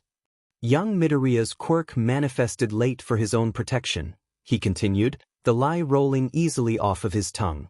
He had been planning on letting the faculty in on the secret of One for All at this meeting if it came up, but it was clearly not the priority at the moment. Tackle one problem at a time, Toshinori. I helped get his physical condition and muscle mass up to par within the 10 months leading up to the exam, otherwise it would have killed him. As the information settled within his younger college's mind, he looked downright haunted as he slowly asked, "So you're telling us that when he broke his arms and legs during the entrance exam, when I nearly expelled him back in April, those were the first 2 times he ever used his quirk?" "Yes," Toshinori bluntly answered. Aizawa looked to be at a loss for words, and the looks his colleagues were giving him were unreadable as Nedzu spoke up again. "I think this has gone on for long enough. Aizawa, it's clear to me that you aren't in the right headspace to properly teach or protect your students," he said evenly. When he received no response, he continued. "It seems that I have no choice but to officially place you on probation and have your teaching license suspended." If the younger man felt any type of way about the proclamation, he didn't show it. "For how long?" he asked. "Your license will be suspended for 6 months, and the probation will last a year. Should you have properly reflected on your failings as a teacher, you will be permitted to return to teaching within a year and a half's time. Consider this to be your final warning before termination." No one dared react to Nedzu's firm words. No one dared to look at Aizawa as he simply nodded his head. No one dared to say anything as he continued on with handing down his verdicts. As for Bakugo, he will be expelled from UA High School. When this meeting is adjourned, I will call him and his parents down here to process the paperwork and clear out his dorm room. I was hoping that he would take into consideration the help we've offered in correcting his behavior, but we can only do so much with him refusing to amend his behavior. With that, the meeting was adjourned and Aizawa was called to stay behind. Out of the corner of Toshinori's eye, he caught the disappointment radiating off of Midnight and Present Mike as they regarded their friend, and despite his own less than warm interactions with the younger man, he couldn't help but sympathize with him. It wasn't easy to have your shortcomings pointed out, but the only thing you could do was take them to heart and genuinely try to amend them. It's what Toshinori was in the process of doing, and it was now something Aizawa was going to have to do. He seemed to genuinely realize the gravity of his actions and how they negatively affected the people around him, but would he truly change? Time would tell. Notes. This was a doozy in a half to write, fever plus stomach flu. Aizawa should have never been allowed to project his trauma onto his students, and I honestly believe that he treats Izuku the way he does is due to his refusal to gain closure from Oboro's death. I also believe that he sees Bakugo in Sensoji because Sensoji stopped bullying Aizawa after Oboro's death, so he thinks Bakugo's behavior is okay in light of it. Since he canonically does come to regret his treatment of Izuku, Hori made up a whole but flashback for Izuku in that "I can't lose my precious teacher" scene to make Aizawa look good. I'm having him slowly realize that his actions towards Izuku and the other 1A kids are not and were never okay. But unfortunately, it's too little and too late for him to not undergo punishment for it. Bakugo's reckoning will be coming next. Chapter 9. The Reckoning of Katsuki Bakugo. Summary. Bakugo is expelled from UA and is read the riot act by his parents and Ochako. Notes. See the end of the chapter for notes.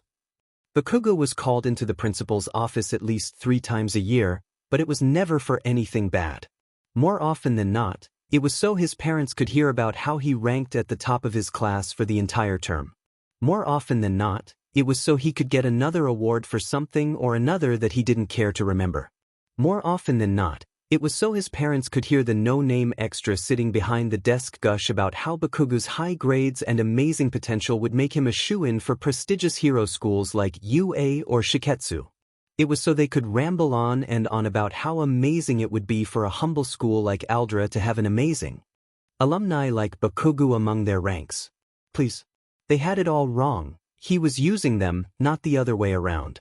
Bakugu had it all planned out since 5th grade. He'd attend a no-name school. His parents almost sent him to Kifinji Some, something he and the old had gotten into many fights about before she finally relented, and establish himself as the one at the top of the food chain before getting into UA and making a name for himself. He'd get first place at every sports festival, work with only the best pro heroes, and then become the #1 hero after graduation. It'd be just like All Might's ride to fame. He had come from a no-name school in Tokyo before making a name for himself at his 2nd and 3rd year sports festivals. After graduation, he spent a few years in North America before returning to Japan and utterly dominating the Japanese hero Billboard chart. It was the perfect underdog story and the script that had been playing out perfectly for Bakugu until he began attending UA, that is. Before attending UA, he never got in trouble. Never. Sure, he'd had a few talks with his teachers if he came in a few minutes late or spoke a little too loudly in class, but they were just talks. They'd pull him aside after class and explain what he did wrong in syrupy, sweet and calm voices that let him know that he wasn't really in trouble and this was just for appearance's sake. So what if they had to rinse and repeat the routine a few times? It was all because of the FNG extras around him. He was never in any real trouble. That all changed once he started attending UA. Sure, the hobo never outright catered to Bakugu like his previous teachers did, but there was an unspoken agreement that he wouldn't get in trouble for showing the other 18 extras who the top of the food chain belonged to. At most, all he ever got was an exhausted, grow up, and stop wasting your potential. But with the sheet he said about him at the press conference, it'd be great for when he became #1 later on, he knew that he had the green light to do as he pleased. It looked like the other teachers didn't get that message. He was either snapped at for speaking up or put in after-school detention for the FING stupidest things, like speaking too loudly or telling off an extra. Minor things that the teachers and the old hag were completely overreacting to. More than once, he caught the banana hair teacher glaring at him like he said in his cereal during class. Teachers never glared at him before. Teachers never put him in detention before. What the F- changed from 9th to 10th grade? What the F happened to make him and his parents get called to the dogs, rats, bears, weasels, office to be read the riot act and told how much he SCQD? This wasn't his role. This was Deku's role. The fucker practically lived in the principal's office for the last 10 years due to everything under the sun, cheating, disrupting class, starting fights, etc. More than once, he'd overheard the teachers talking about putting a reserved sign on the chair outside for Deku alone. They should have gone through with it. It'd show the useless piece of shit his place in life since his lessons obviously weren't sticking. Was that why he was waiting outside of the weasels, mouses, hamsters, office? It couldn't be, not when the hobo closed the matter up with that bullshit house arrest punishment. Why did he suddenly have a problem with him putting Deku in his place? It's not like he cared before. It didn't make any sense. Nothing made any FNG sense anymore. First, the quirkless fucker gets a quirk and gets into UA, something they agreed he wouldn't do. Then he rides his coattails to be 4th in the class, another thing they agreed he wouldn't do. Then he gets FNG rescued by the useless sack of shit and his little gang of extras. He was doing just fine without their help. Then he FNG snitches about his lessons, getting him even more on the old hag's bad side. The biggest FU of all is him passing the provisional license exam. It had to be rigged against him. There was no way he FNG failed, and now today? The fucker got called to the Mutt's office for a few hours before coming back all chipper and happy, while Bakugo had to sit and wait for his undoubtedly set-off parents to hear the bear, polar bear, grizzly bear, out? It wasn't fair and it didn't make any sense. This wasn't supposed to happen. It wasn't. 3 things greeted Ochako and the rest of her classmates when classes let out for the day. A black Lexus, a silently fuming brunette man carrying out some boxes, and a livid Bakugo being flanked by a furious woman with more than a passing resemblance to him. Were those Bakugo's parents?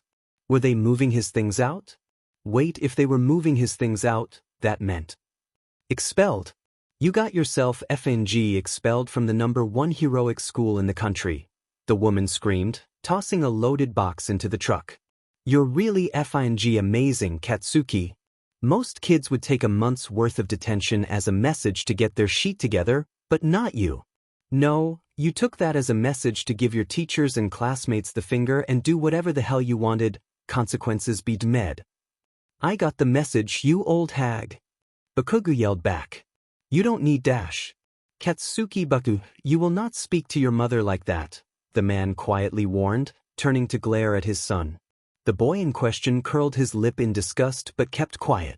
You've already embarrassed yourself as well as us with your behavior today. Don't make things worse for yourself. Ochako gaped, and she could hear her other classmates muttering to one another in shock. Bakugo got expelled?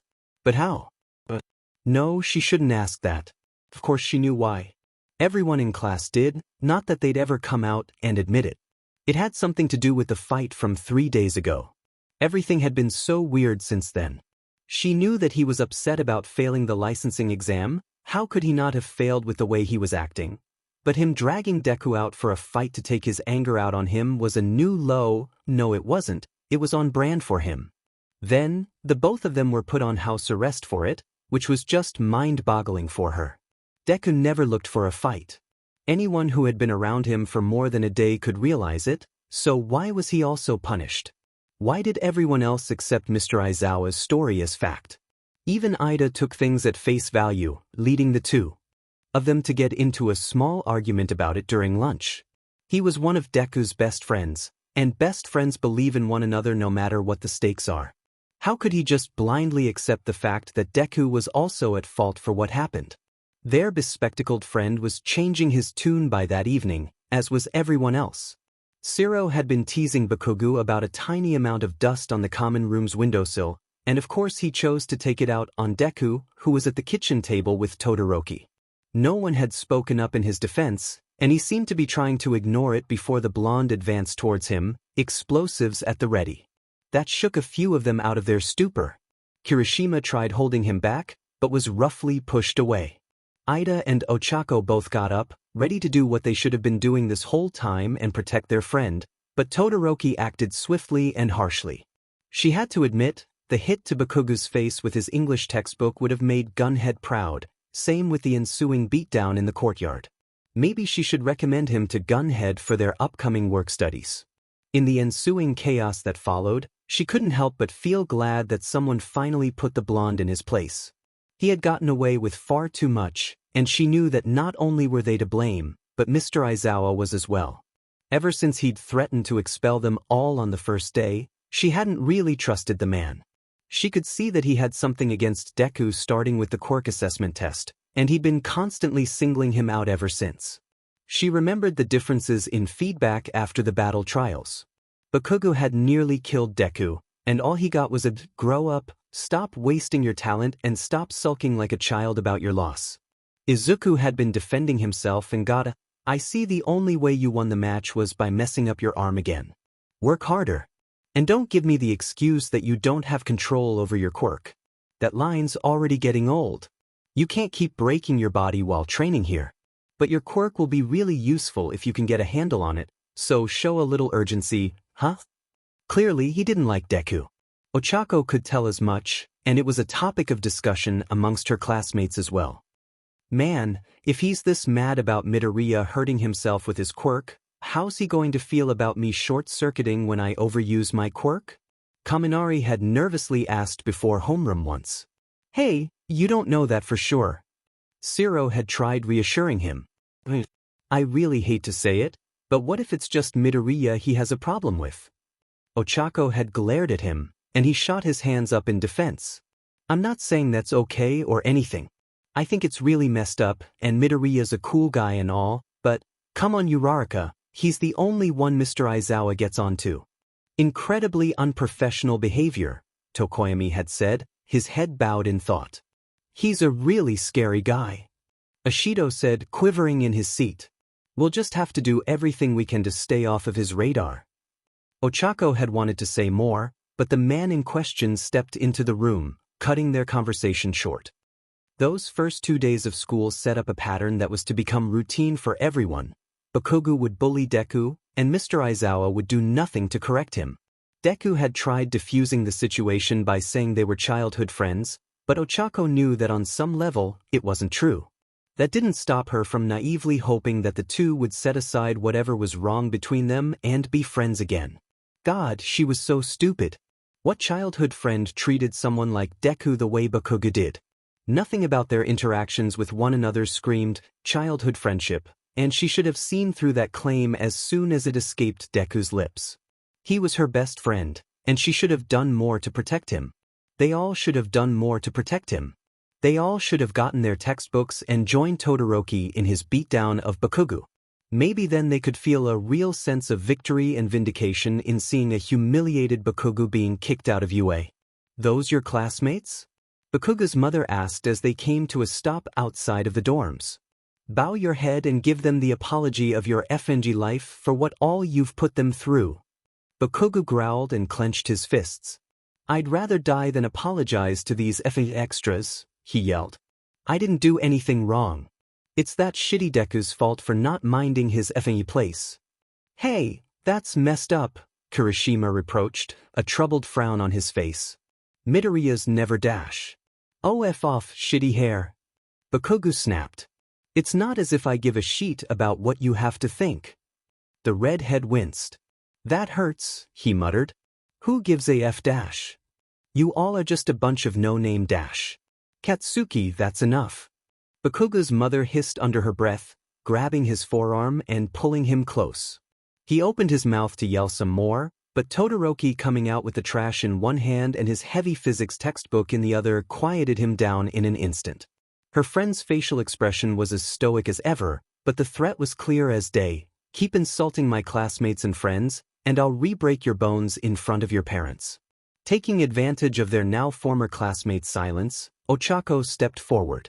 She hadn't done a good job defending Deku in the past, so she decided to say her piece while she still could. She owed him that much, at least. You're a selfish coward, Bakugo, she spat, glaring at him.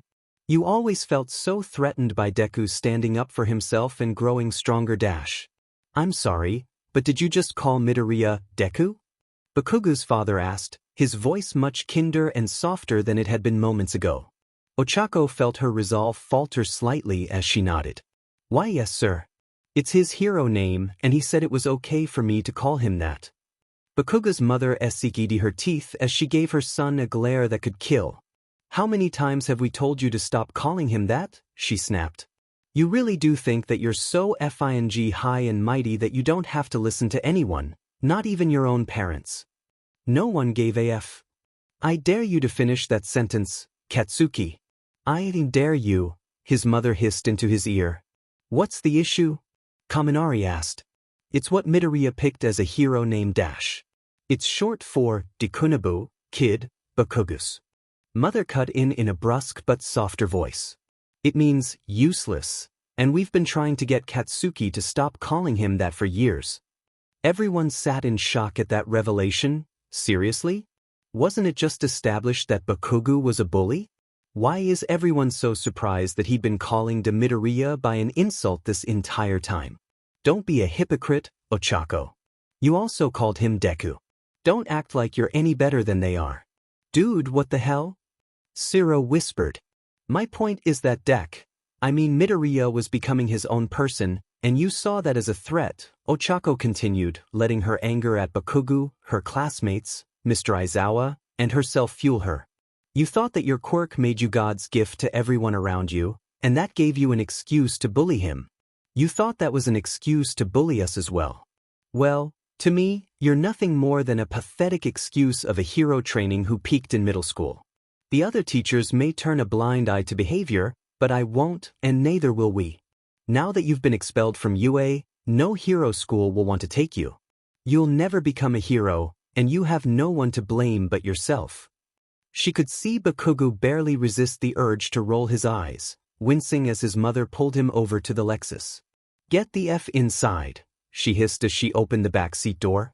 We're going to have a long FING talk about your behavior when we get home. As he obliged her and the door slammed shut, The two adults faced Ochako and her classmates, bowing their heads in remorse. "We apologize for taking up your afternoon, and we apologize for the trouble our son has caused you," Bakugu's father said. "I truly wish we could have met under better circumstances. We knew that Katsuki had been growing more out of control as he grew up, and we knew his teachers were letting it happen, but we couldn't imagine it ever getting this bad," Bakugu's mother added. "As his parents, we should have done more to get him under control. Thank you for at least trying to put up with him, and thank you for rescuing him in July." The two adults gave their farewells, and within minutes, the Lexus was driving away, taking Katsuki Bakugu and his belongings out of Ochako and Class 1A's life forever. He would most definitely not be missed. Notes: Bakugu's gone. Writer's block hit me pretty hard, but writing Bakugu's mental gymnastics and refusal to find fault in his actions was pretty fun to write. Writing Bakugu's mother was downright cathartic, as TV Trope says. Her fans acknowledge that having a child like Bakugu would be a living nightmare to deal with, and I tried writing her and Majuro as being utterly at the end of their rope with his behavior and lack of remorse for it. They've realized that something is genuinely wrong with Bakugu, hence the long talk when they get home. I surprisingly had a pretty hard time writing for Ochako, but I'd think that she'd feel a lot of guilt for the naive comments she made about their situation. Make up and be friends? Have you two made up? Once she found out the truth, as well as angry at herself and her classmates for letting the behavior slide for so long. Regardless, hope you like it. Chapter 10, Conspiracy. Summary. Izuku and Principal Nedzu go over the results of Izuku's IQ test. Notes. See the end of the chapter for notes. Izuku's feet barely touched the ground as he fidgeted in the chair in front of Principal Nedzu's desk. He was sitting up straight, his back against the back of the chair as he tried not to watch the mouse bear dog looking over the IQ tests he took. He had been told by Mr. Hound Dog that the tests wouldn't affect his grades, but now that the bravado had worn off, he was terrified. Was he really as smart as they were saying he was? Yes, he was. Had he just been playing a long con over the years with his grades?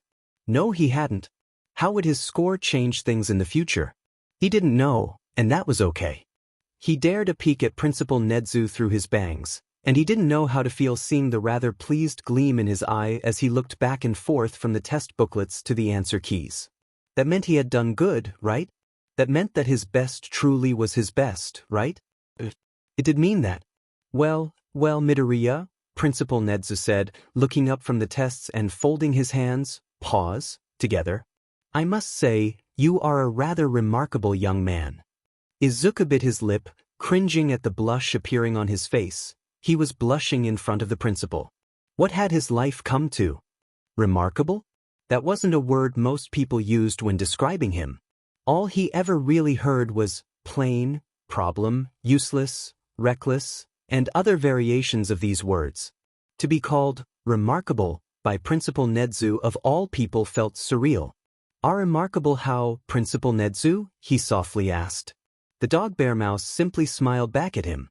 "You performed exactly as I expected you to," he said, a hint of pride in his voice as he laid the results out in front of him. "Though it was great fun giving you a challenge in the form of 2 IQ assessments, the CAP needs to be supplemented by a second assessment, such as the whisk. Your performance in each index score was incredibly high, and your overall scores on both assessments show that you are profoundly gifted. On the CAP, you scored a 145, and on the whisk, you scored a 160. Izuku stared blankly at him, his heart pounding in his ears. He could hear what he was saying perfectly, but it wasn't absorbing in his brain. 145 and 160, those were high scores, weren't they? Yes, those are both very high scores, Principal Nedzu said, head to the side in amusement. That meant he really was smart, didn't it? You have no need to hide your academic potential anymore, Midoriya, Principal Nedzu kindly said. We can ensure that your academic needs are properly being met now. The green-haired boy swallowed, folding his hands in his lap. He knew that on some level he should be happy to have the principal of UA praising him like this. He should be happy to hear that the scores didn't lie, that he really was smart, but what does that mean for me? Will I have to switch classes? He asked, an unexpected fear gripping him. He had no love for Bakugu or Mr. Aizawa, but he couldn't leave the rest of his friends. What would he do without Uraraka, Ida, Tsuyu, or Todoroki? If he was going to be moved to another class, there was no guarantee that he would get lucky in the friend department. Hound Dog and I will be discussing this along with the rest of your teachers, but as of right now, we will be keeping you in 1A, the bear mouse dog reassured him. We wouldn't want to disrupt the cohesion that has developed between you and your class. As a compromise, we will be supplementing you with a more challenging curriculum designed by me. Izuku didn't like the devious glint in his principal's smile as he set the test booklets and score sheets aside. Now that we know what your mind is capable of, we wouldn't want you to become complacent, would we? Izuku shrugged helplessly, shaking his head. He had a vague feeling that Principal Nedzu and his teacher's definitions of challenging were complete opposites, but he had to take his wins wherever he could. But what he said about classroom cohesion, did he really have that with 1A? Sure, he liked his classmates. They were easy to get along with, and enduring the USJ incident and training camp attack only brought them closer in a way the other classes couldn't really understand, Class 1B being the exception. Heck, he counted Uraraka, Ida, Tsuyu, and Todoroki to be amongst his closest friends. Why didn't they do anything about Bakugo? The question was one he tried ignoring ever since the battle trials occurred, something that became increasingly difficult as the year went on and Bakugo got worse and worse. He would never admit it out loud, but it felt vindicating as he watched Todoroki break Bakugo's nose. He would never not be grateful to him for noticing, for not just standing by like everyone else did. He hated that it got him in trouble. He was defending someone from being brutalized. Uraraka tried. That was more than he could say about most, but she tried by telling them to just get along, or just be friends. How could he be friends with someone who told him to kill himself because he was quirkless? How could he be friends with someone who backhanded him for trying to work together with him? How could he be friends with someone who constantly attacked him in front of other people because he knew no one would stop him? Even if Uraraka's claims were naive, she still tried calling Bakugo out. Compared to how Kirishima, Shiro, Mina, and Kaminari fawned over and followed Bakugo, and wasn't that hilarious? The two people who supposedly hated bullies and could never understand them counted one as their friend. They stood by as Izuku was beaten up and insulted. They thought Bakugo was so manly for his quirk, and it was so funny how manliness, privilege, and potential were measured by if you had a powerful quirk, let alone a quirk at all. It felt much less like a slap to the face because she didn't smile and laugh with Izuku before going to hang out with the boy who made his life a living hell. All that told him was that they condone his behavior. All that told him was, sorry he burns your things and wishes you would die, Midoriya, but he's strong and awesome and manly dash. What about Bakugo? Izuku blurted out. When he heard how forceful the question came out, the hidden anger that leaked out momentarily, he cringed. Sorry, he whispered. I didn't mean to yell at you. Principal Nedzu folded his hands, together and nodded thoughtfully. Pious. Your classmates' behavior has certainly had an effect on your class's cohesion as of late, not to mention its negative effect on your well-being. His ears pricked back, tail wagging for a moment before he relaxed. He was smiling serenely again, his eyes kind as he said, rest assured, you won't need to worry about him coming in the way of your growth as a student and a hero anymore, Midoriya. Izuku furrowed his brow. He wouldn't? Sure, and he's the Prime Minister of Japan. The world would probably end before Bakugo ever faced consequences for his behavior. I won't? How come? Principal Nedzu ignored his question, still smiling as though he heard a particularly funny joke as he opened one of his desk drawers to take out some forms. I think that we've kept you here long enough, Midoriya, he said conversationally. Why was he dodging his question? Why don't you enjoy the rest of your day? You're dismissed. Izuku stood and made his way to the door. Though his encounter with Principal Nedzu had gone much better than he anticipated, he couldn't wait to get out of his office. Nice or not, he was still the principal. You can also disregard the apology letter assigned to you by Mr. Aizawa, he called out after him. After all, it's gotten in the way of your educational development, wouldn't you say? Izuku narrowed his eyes. This was getting weird. First, something happened to Bakugo that Principal Nedzu was being rather cagey about. Then, he doesn't have to write his apology letter anymore? He wasn't complaining, since he'd admittedly been putting it off, but he felt like there was a conspiracy going on right under his nose, and the answer was right in front of him. He wanted to ask what that little comment was supposed to mean, but he had a feeling he would be ignored again. Make sure you get plenty of rest, Midoriya. I'd like to start you on your new curriculum tomorrow, Principal Nedzu said as he waved him out, that weird smile still on his face. Weird. Principal Nedzu was weird. Principal Nedzu was a nice but weird mammalian being. Hopefully, Izuku would get the answers to his questions once he got back to the dorms. He felt like he wouldn't sleep until he did. Notes. Writer's block hit me once again, but we're getting close to the end. I quit my shady scam job, so I should be a lot less stressed now. I quite enjoyed writing for Nedzu, and I think we're robbed of having canon interactions between the two. I think he has a soft spot for Izuku. Why else would he say Izuku was always welcome at UA even after he left?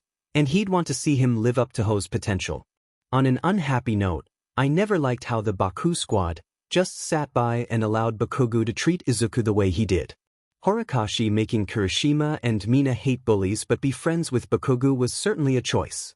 Chapter 11. The Rose-Colored Glasses of Ejiro Kirishima. Summary.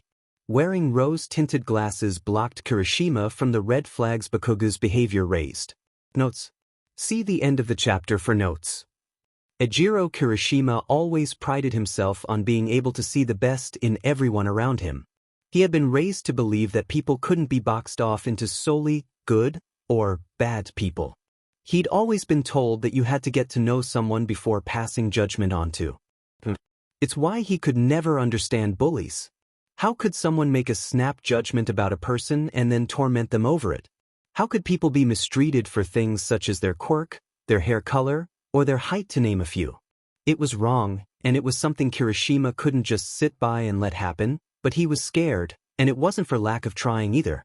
He'd intervene if he saw a classmate being bullied, but then the bully would turn their attention to him and his simple quirk.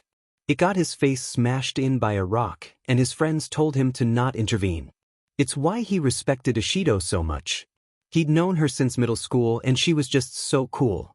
She was pretty, had a strong quirk, and was all around an amazing person who never failed to put bullies in their place and have them reconcile with their victims.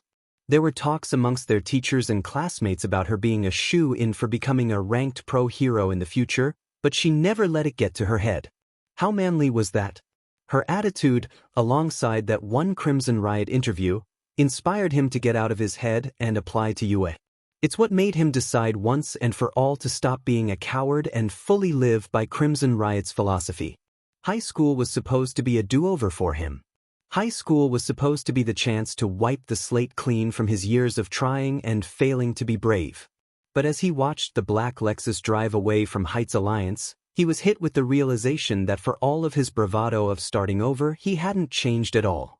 He was nothing more than the same coward back in middle school who let that underclassman be carried away by those bullies. He knew all the way back from the quirk assessment test that Bakugo and Midoriya had a history together. Why else would Bakugo have bum-rushed him the way he did? The battle trials only enforced his point, and he felt helpless watching the blonde ambushing him, pulling the pin on his gauntlet as All Might demanded for him to stand down, lest he kill Midoriya. The whole thing left a bad taste in Kirishima's mouth. Bakugo left a bad taste in Kirishima's mouth, but that changed when the USJ incident happened. Maybe it the way Bakugo took charge of the situation and had Kirishima help him try and ambush that Warp Gate villain. God, he would never not be sorry every time he saw Ms. 13. Maybe it was the way they fought together in the Ruin Zone and tried fighting that villain again.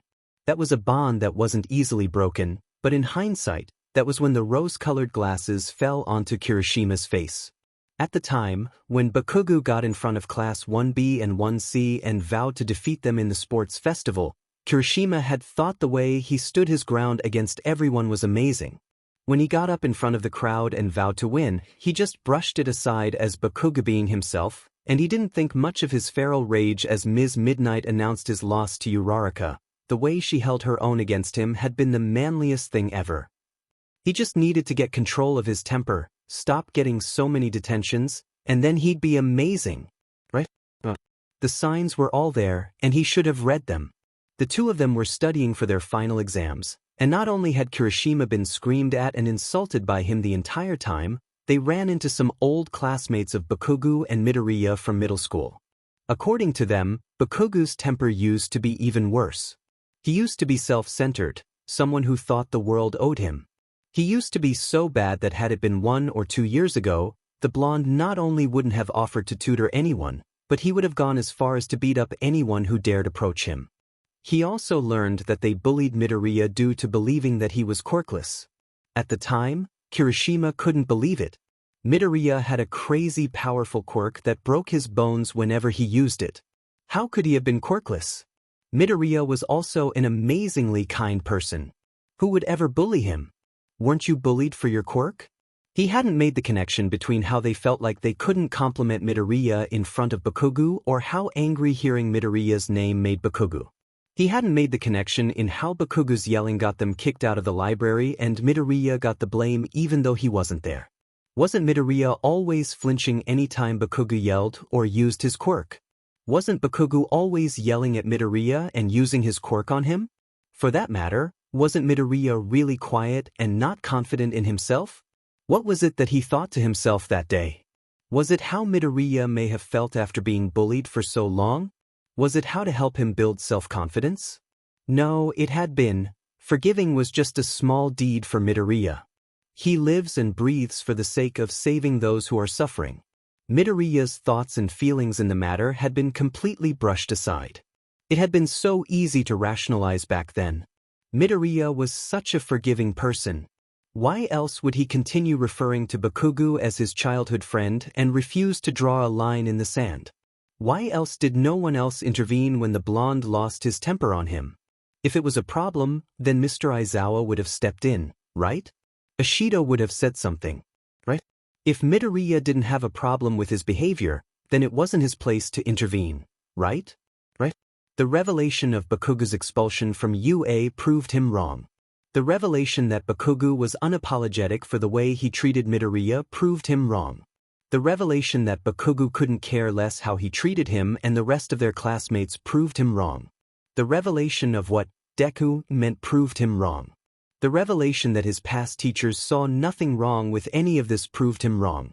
Katsuki Baku, someone Kirishima thought of as a friend and pillar of manliness to look up to, had been a bully.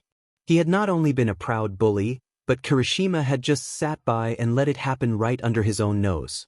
He really hadn't changed at all from middle school. So much for reinventing himself. Notes: I like Kirishima as a character, but the fact that he idolized Bakugo so much, to the point where it became his main characteristic, never sat right with me. I looked up his backstory on the MHA wiki to help, and it showed some fascinating things. He himself was bullied, he couldn't find it in himself to get the courage to stand up to bullies. Writer's block is a beach and a half. I also did a deviation where Bakugo lost to Ochako in the sports festival. Her plan would have worked had Aizawa not blabbed about it. Bakugo wasn't taking her seriously, and he needs to lose for once in his life. Next chapter will be Izuku arriving back to the dorms and having a long-needed conversation with his classmates. Chapter 12. A long time coming. Summary. Izuku returns to the dorms, only to find that a lot has happened while he was on campus. Notes. See the end of the chapter for notes. The moment Izuku stepped into the dorms, he knew he could kiss his planned nap goodbye. All of his classmates were gathered in the common area, and the moment the front door opened and closed, he felt 17 pairs of eyes snap towards him. They were looking at him with varying levels of curiosity, remorse, and concern, and it made the hairs on his neck raise. Why was everyone looking at him like he had just been diagnosed with a terminal illness? He towed his shoes off and switched them out for his slippers, trying to ensure his face didn't betray the mounting anxiety trying to take over him. Hey guys, what's up? He lamely offered. Everyone exchanged uncomfortable looks with one another before Ida stood and all but sprinted towards Izuku. Midoriya, please allow me to profusely apologize for my conduct the day before yesterday, he announced. It was very unbecoming of me to assume that you were also at fault the night you and Bakugo fought. It took a bit for the green-haired boy's brain to comprehend what just transpired in front of him, No one but all might ever apologize to him when it came to him and Bakugu, but when his bespectacled friend's words finally hit him, his usual smile spread across his face. "Hey, don't worry about it, Ida," he said, sheepishly scratching the back of his head. "You didn't know the full story, and I guess I really should have put my foot down and said no." To his immense surprise, Ida gravely shook his head. "Thank you for your generosity, but I'm afraid that my actions cannot be disregarded," he countered. "Bakugu's abhorrent attitude towards you is nothing new to any of us, and it was obvious you were coerced into participating in the fight. As your friend, I should have given you the benefit of the doubt until proven otherwise. I promise that I will work hard to make amends for this, Midoriya." Ida's intensity towards life was nothing new to Izuku, but the intensity he was putting into this apology felt vindicating. Hearing those words come out of his mouth, that he was coerced into fighting, that he should have supported him from the word go, felt like a salve for a gaping wound that he only just recently started to acknowledge. And hearing those words from one of his best friends was something he hadn't realized he needed up until now. He knew the hurt wasn't going to be erased just yet, but this would be an amazing step forward. Swallowing down the lump in his throat, he looked up at Ida and smiled. "Okay, Ida." Looking around behind the taller boy, Ochako beamed, tears welling up in her eyes. Todoroki nodded approvingly from next to her. Everyone else was still looking at him with apprehensive guilt, and as he did another head count, he noticed that someone was missing. A certain blonde-haired, red-eyed bully of his. Craning his head to listen upstairs, he didn't hear the telltale yelling and cursing that signified his presence. A quick glance at the shoe rack let him know that both his slippers and shoes were gone. What was going on? What were his classmates not telling him? "Guys, where's Bakugu?" he asked, trying and failing to sound nonchalant. He didn't even know why he was so scared. Maybe it was the dour atmosphere in the dorms, or maybe it was the fact that something clearly happened while he was on campus and no one wanted to be forthcoming about it.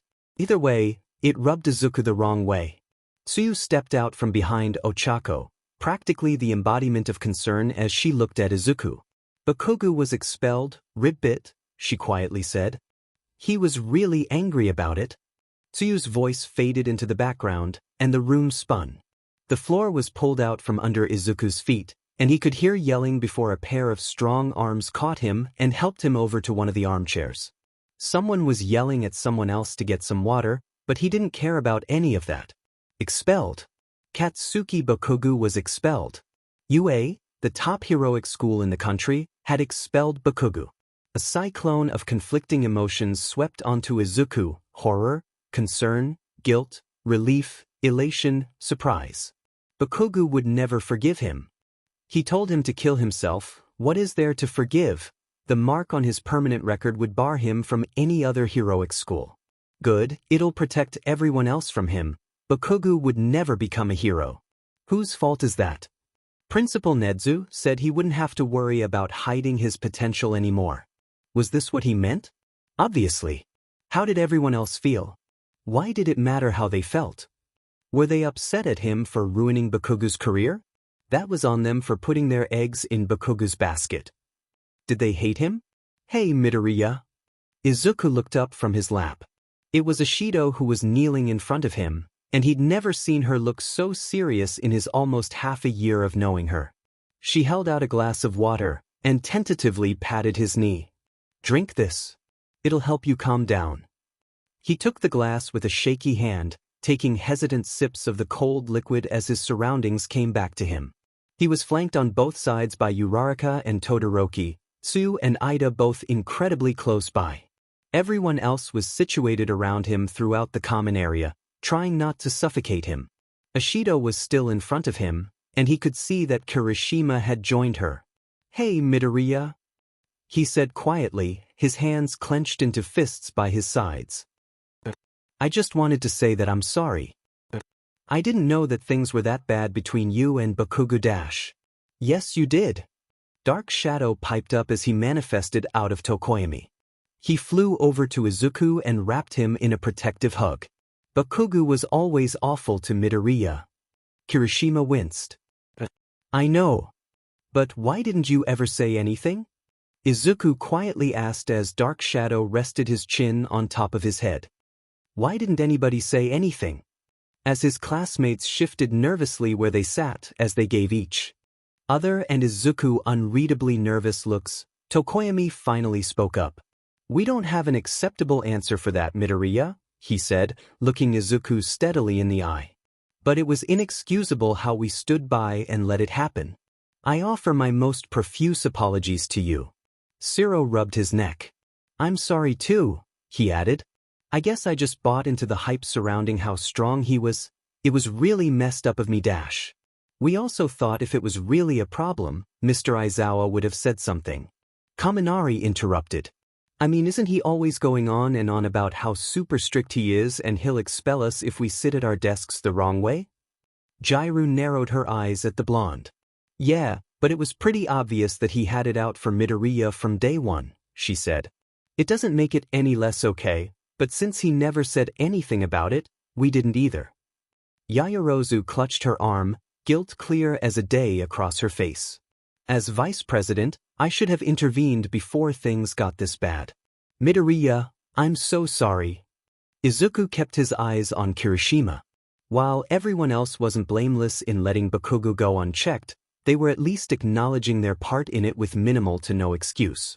They also weren't the ones who constantly went to bat for him and gushed about his manliness or how amazing he was in spite of the battle trials or the sports festival. I'm a coward, Midoriya. The blunt admission brought a whole new level of tension to the room, and Ishido looked behind her in concern at her red-haired classmate. I always hated bullies, still do. And though I wanted to intervene, I could never find it within me to man up and put them in their places. Man, you were one of the reasons I applied to UA in the first place. Seeing you charge at that sludge villain while the pro heroes just sat back and did nothing was amazing. It was inspiring. The small, wistful smile on Kirishima's face faded, and he took a deep breath before continuing. I was bullied due to my quirk growing up, and with how Bakugo actually gave me the time of day, it put up some blinders in me with how he acted towards you, Midoriya. I should have seen how aggressive he always towards you for what it was and not rationalized it away in my head. Midoriya, I'm sorry. He bowed his head, and Izuku just stared at him, honestly conflicted on how to feel. On the one hand, Kirishima had always been nothing but kind to him. He was never afraid of swallowing his pride and asking him for some extra tutoring, praising him when he got a better grade on a test or an assignment. He never participated in the bullying or egged it on. Everyone in class liked him. His apology seemed genuine. But on the other hand, he was perhaps the biggest cheerleader that Bakugo had. While he never outright condoned or participated in the bullying, he never did anything to stop it either. He always brushed off Bakugo's outbursts as just him being himself and never tried pulling him aside to tell him that his behavior was wrong. Though his apology seemed genuine, it was a long time coming. For the moment, he settled on a simple nod. Thanks, Kirishima, he quietly said. You shouldn't have been bullied for any reason. I think I'm going to lay down for a little bit. Thanks for your apologies. He never said he forgave them. He never said he forgave Kirishima. What did that mean for their relationship in the future? Dark Shadow gave him one last squeeze before reluctantly returning to Tokoyami, and as he stood up, he answered the silent question Ida, Todoroki, Uraraka, and Tsuyu asked with a look of his own that said, I just need a nap. I'll explain everything later. I promise. He headed up the stairs and welcomed the familiar sanctuary that was his room. He let the door shut behind him as he flopped face first on his bed, letting sleep take over. Notes. Almost at the end. Side note, the Fumikage and Izuku friendship is extremely underrated, and I read somewhere that Dark Shadow really likes Izuku, so I threw in some crumbs there. I think writer's block hit me the hardest in this chapter, simply because I wanted to not only acknowledge Kirishima's viewpoint, but I also wanted to show that it didn't make his bystander syndrome okay. And I obviously wanted to keep everyone as in character as possible. I also think that the narrative has forgotten that Ida is one of Izuku's best friends, one of his first friends, and it just made Ochako's heart all warm and fuzzy seeing Ida make amends with Izuku. Peep the fact that Izuku's not blocking out his thoughts anymore. Chapter 13. The Truth, The whole truth. Summary. Izuku finally lets his closest friends in on some secrets he kept close to the heart. Notes. See the end of the chapter for notes. Izuku paced back and forth in his room, his 4 closest friends watching uneasily as he tried and failed to keep his wits about him. The gravity of what he was about to tell them hadn't hit until the dinner dishes were cleared.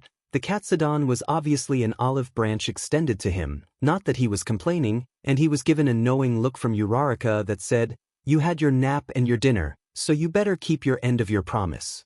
She was right, but that didn't stop him from trying to stall for time. He could still remember the frantic call to All Might, asking him if he was really making the right decision.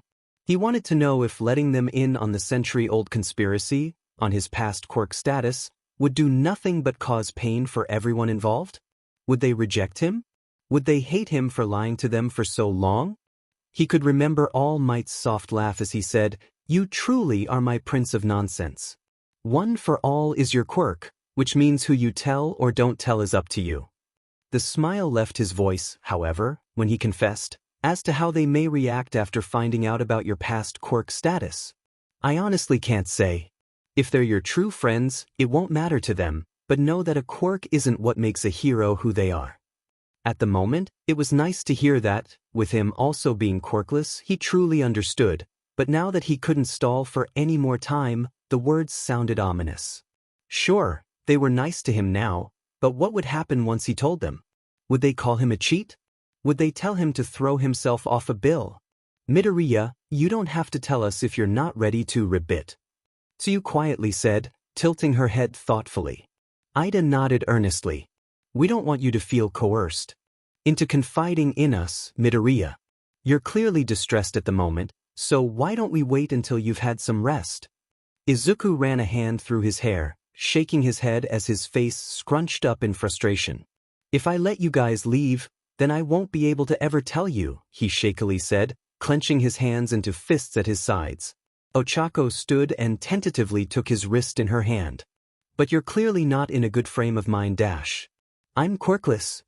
Silence. He looked down at his shoes, not wanting to see the shock, the disgust, the pity in their eyes. His hands started shaking, and though Ochako hadn't let go of him, he couldn't count that as a win just yet. He had to tell them everything. Even if it ruined their friendship. I was born quirkless. I'm not a late bloomer or anything. Back in middle school, I met All Might. He told them everything then. He told them about what Bakugu had said to him that day on the school roof and how it led to him meeting All Might. He told them about his second meeting with All Might that same day after Bakugu from the sludge villain. He told them about how the symbol of peace saw him doing the right thing while everyone around them, him included, did nothing, offering to give him his quirk. He told them how he cleaned up to Koba Beach and received the quirk the morning of the entrance exam. That led into the explanation about one for all, not superpower. He told them the tale of the 2 brothers at the center of it, how he had been sworn to secrecy not just for his own sake, but for the world's as well. The League of Villains already targeted UA enough as it was. What would they do if they found out about the truth about one for all? His 4 friends stayed silent throughout the entire 40 or so minutes it took for Izuku to tell it, and they were silent for a long while after he finished. This was it. This was when they cast him aside for being the cheat he was, worming his way into UA while everyone else earned their spot. "Oh Deck Midoriya." Before the green-haired boy could react, Uraraka flung herself into his arms. Her voice was wobbly, a clear indicator that she was close to tears. "We're so sorry. We had no idea you were dealing with all of that," she said, burying her face in his shoulder. "We're such horrible friends." Izuku hesitantly returned the hug, rubbing up and down her back the way All Might did when he was upset like this. "And no, Uraraka. You're not a bad friend, and neither are Ida, Todoroki, or Tsu." His voice also began trembling, and he swallowed down the lump in his throat before he also started crying. "It's my fault. "No, it's not, Midoriya." Ida fiercely objected. "None of this is your fault." "Bakugu said that to you?" Todoroki growled. "And Mr. Aizawa thinks he'll be the #1 hero? You kept all of this a secret to protect us?" Tsu tearfully said, getting up and joining Uraraka in hugging their friend. Midoriya, aren't you scared? His breath hitched at the blunt question, and his vision blurred as he tried in vain to hold back his tears. Honestly, Itsu? Why yeah, he choked out. I'm terrified. I'm terrified that All for One not only nearly killed All Might, but now he probably wants me as well. I'm terrified that Shigaraki's going to one day attack the school and we won't be prepared. I don't want to see anybody else get hurt because of me. We're your friends, Midoriya, Todoroki reassured him, placing a warm, steady hand on his shoulder. When did he get so close? Aren't friends supposed to rely on one another in times of hardship? A sob escaped Izuku's throat. Why you're still my friends? Even though I was quirkless. A beat of silence followed, and Ida got up.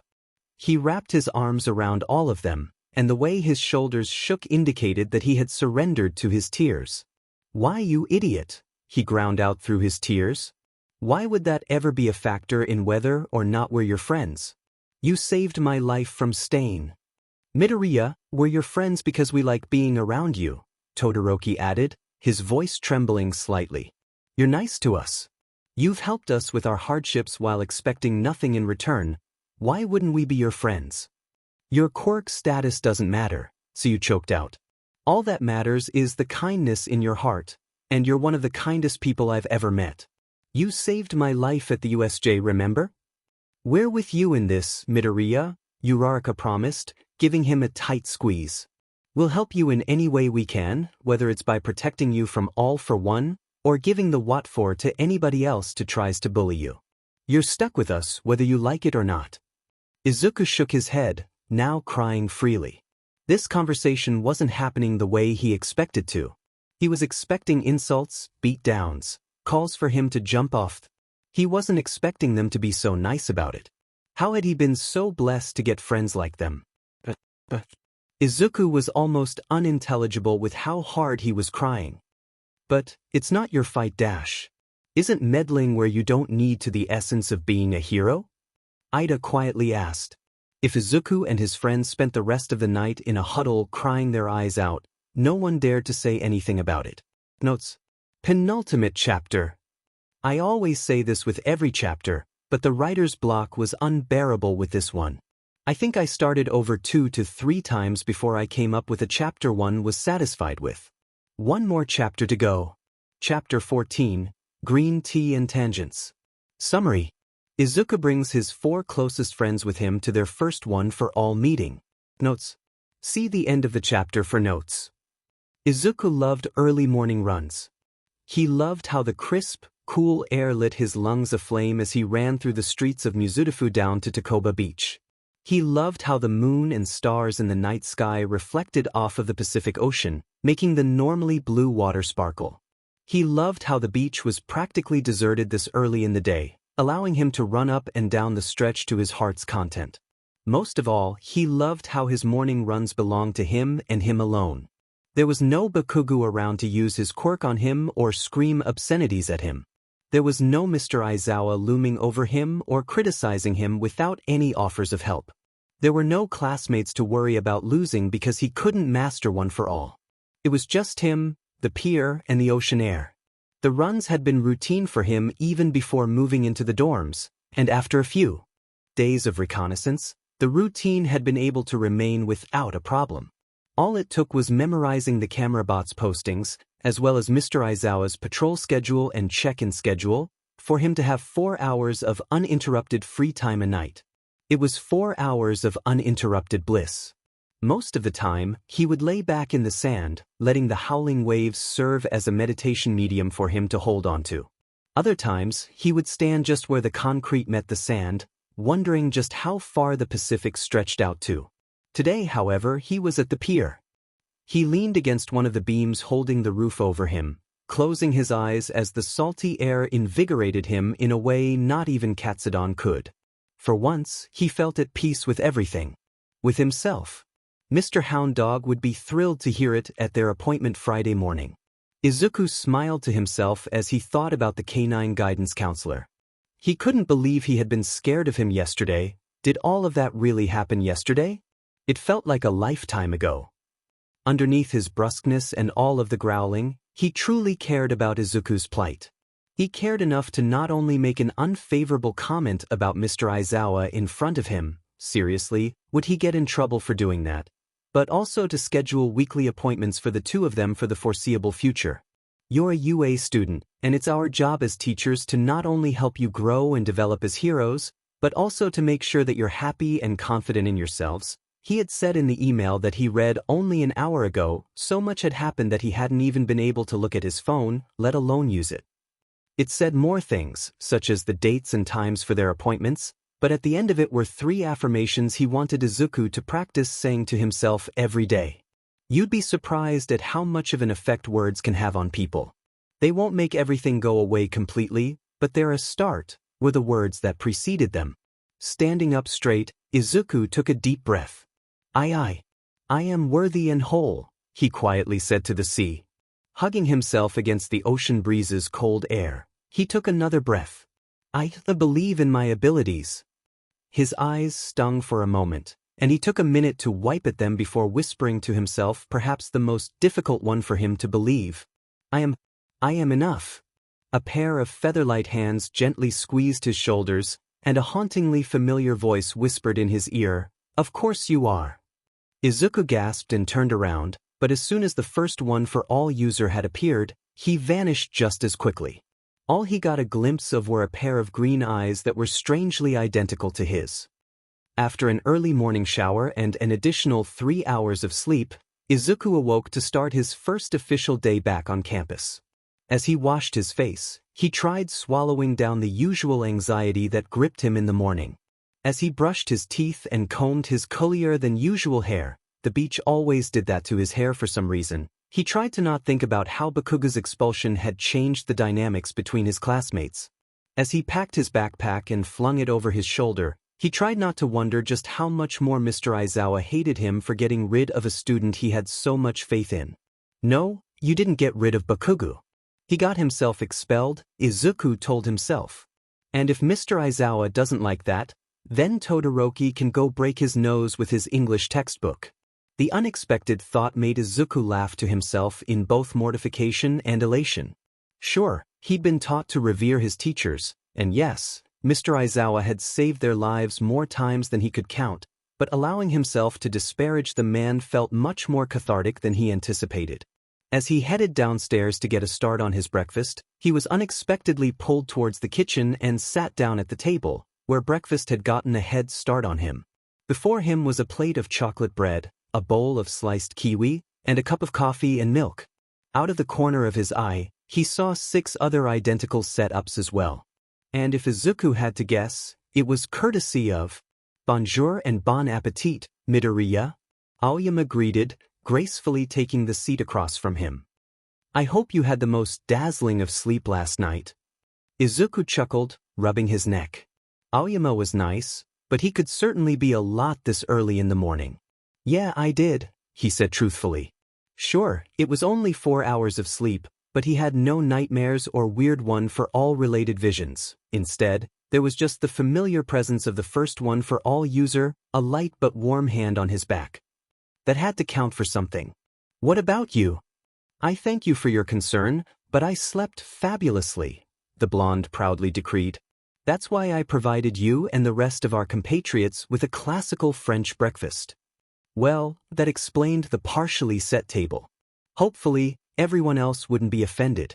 Before you is a pain au chocolate with some fruit and a café au lait. Truly one of the best inventions to come out of France, and I get to share it with my friends. Go on now, eat. Aoyama's excitement was contagious, and despite still in the middle of waking up, Izuku dug into his breakfast. It wasn't what he was used to, but he actually quite enjoyed it. The bread was warm and flaky, the pieces of dark chocolate in the middle being a welcome surprise. The coffee wasn't as bitter as he thought it would be. It was also something he desperately needed after getting only 4 hours of sleep, and he always enjoyed fruit in the morning. Overall, though, he was mostly touched by the kind gesture his seemingly self-absorbed classmate prepared. He knew that most people avoided Aoyama due to his flamboyant vanity, but there was more to him than that. Much more than that.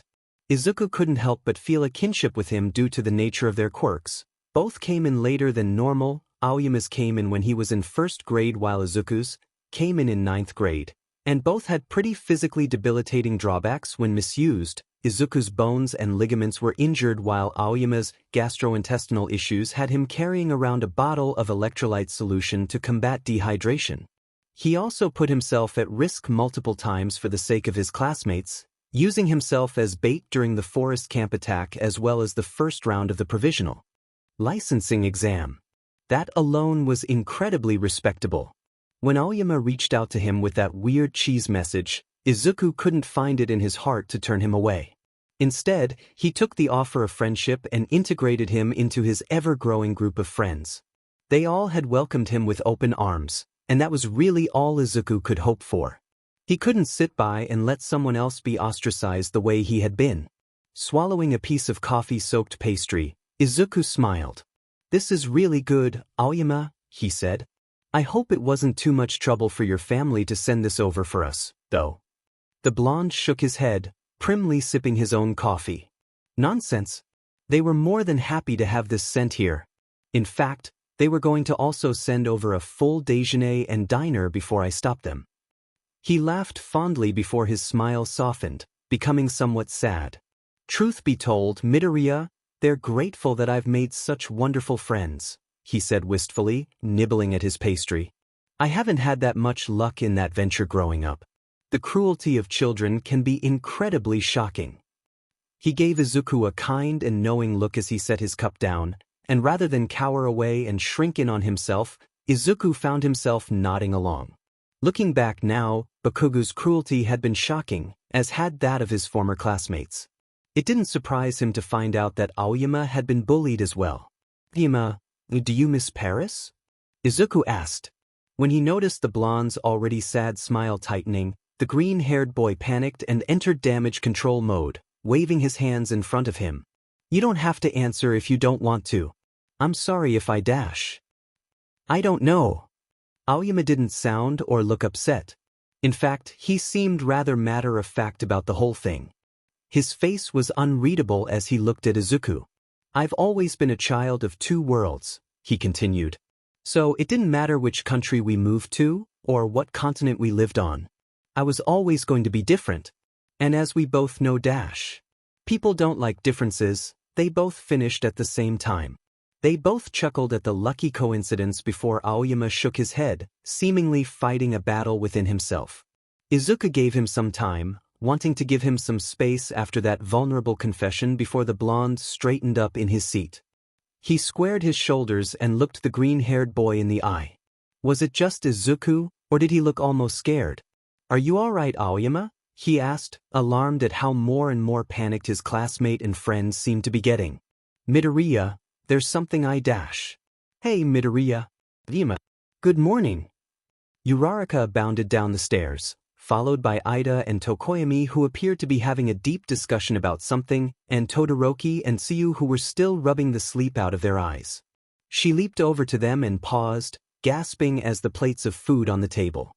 "Wow, Aoyama," she gushed. "It looks so good. Are these for us?" Aoyama looked almost relieved by the interruption their friends provided, and he shakily tried returning to his usual extravagant attitude. His eyes gave his residual fear away, though. "Bien, sir, Uraraka," he exclaimed, acting affronted as they took their seats. "It's up to me to make sure my friends are exposed to finest of French cuisine." "I like bread," Todoroki commented, picking up his pastry. Tsuyu smiled widely at Aoyama. "Thanks, Aoyama.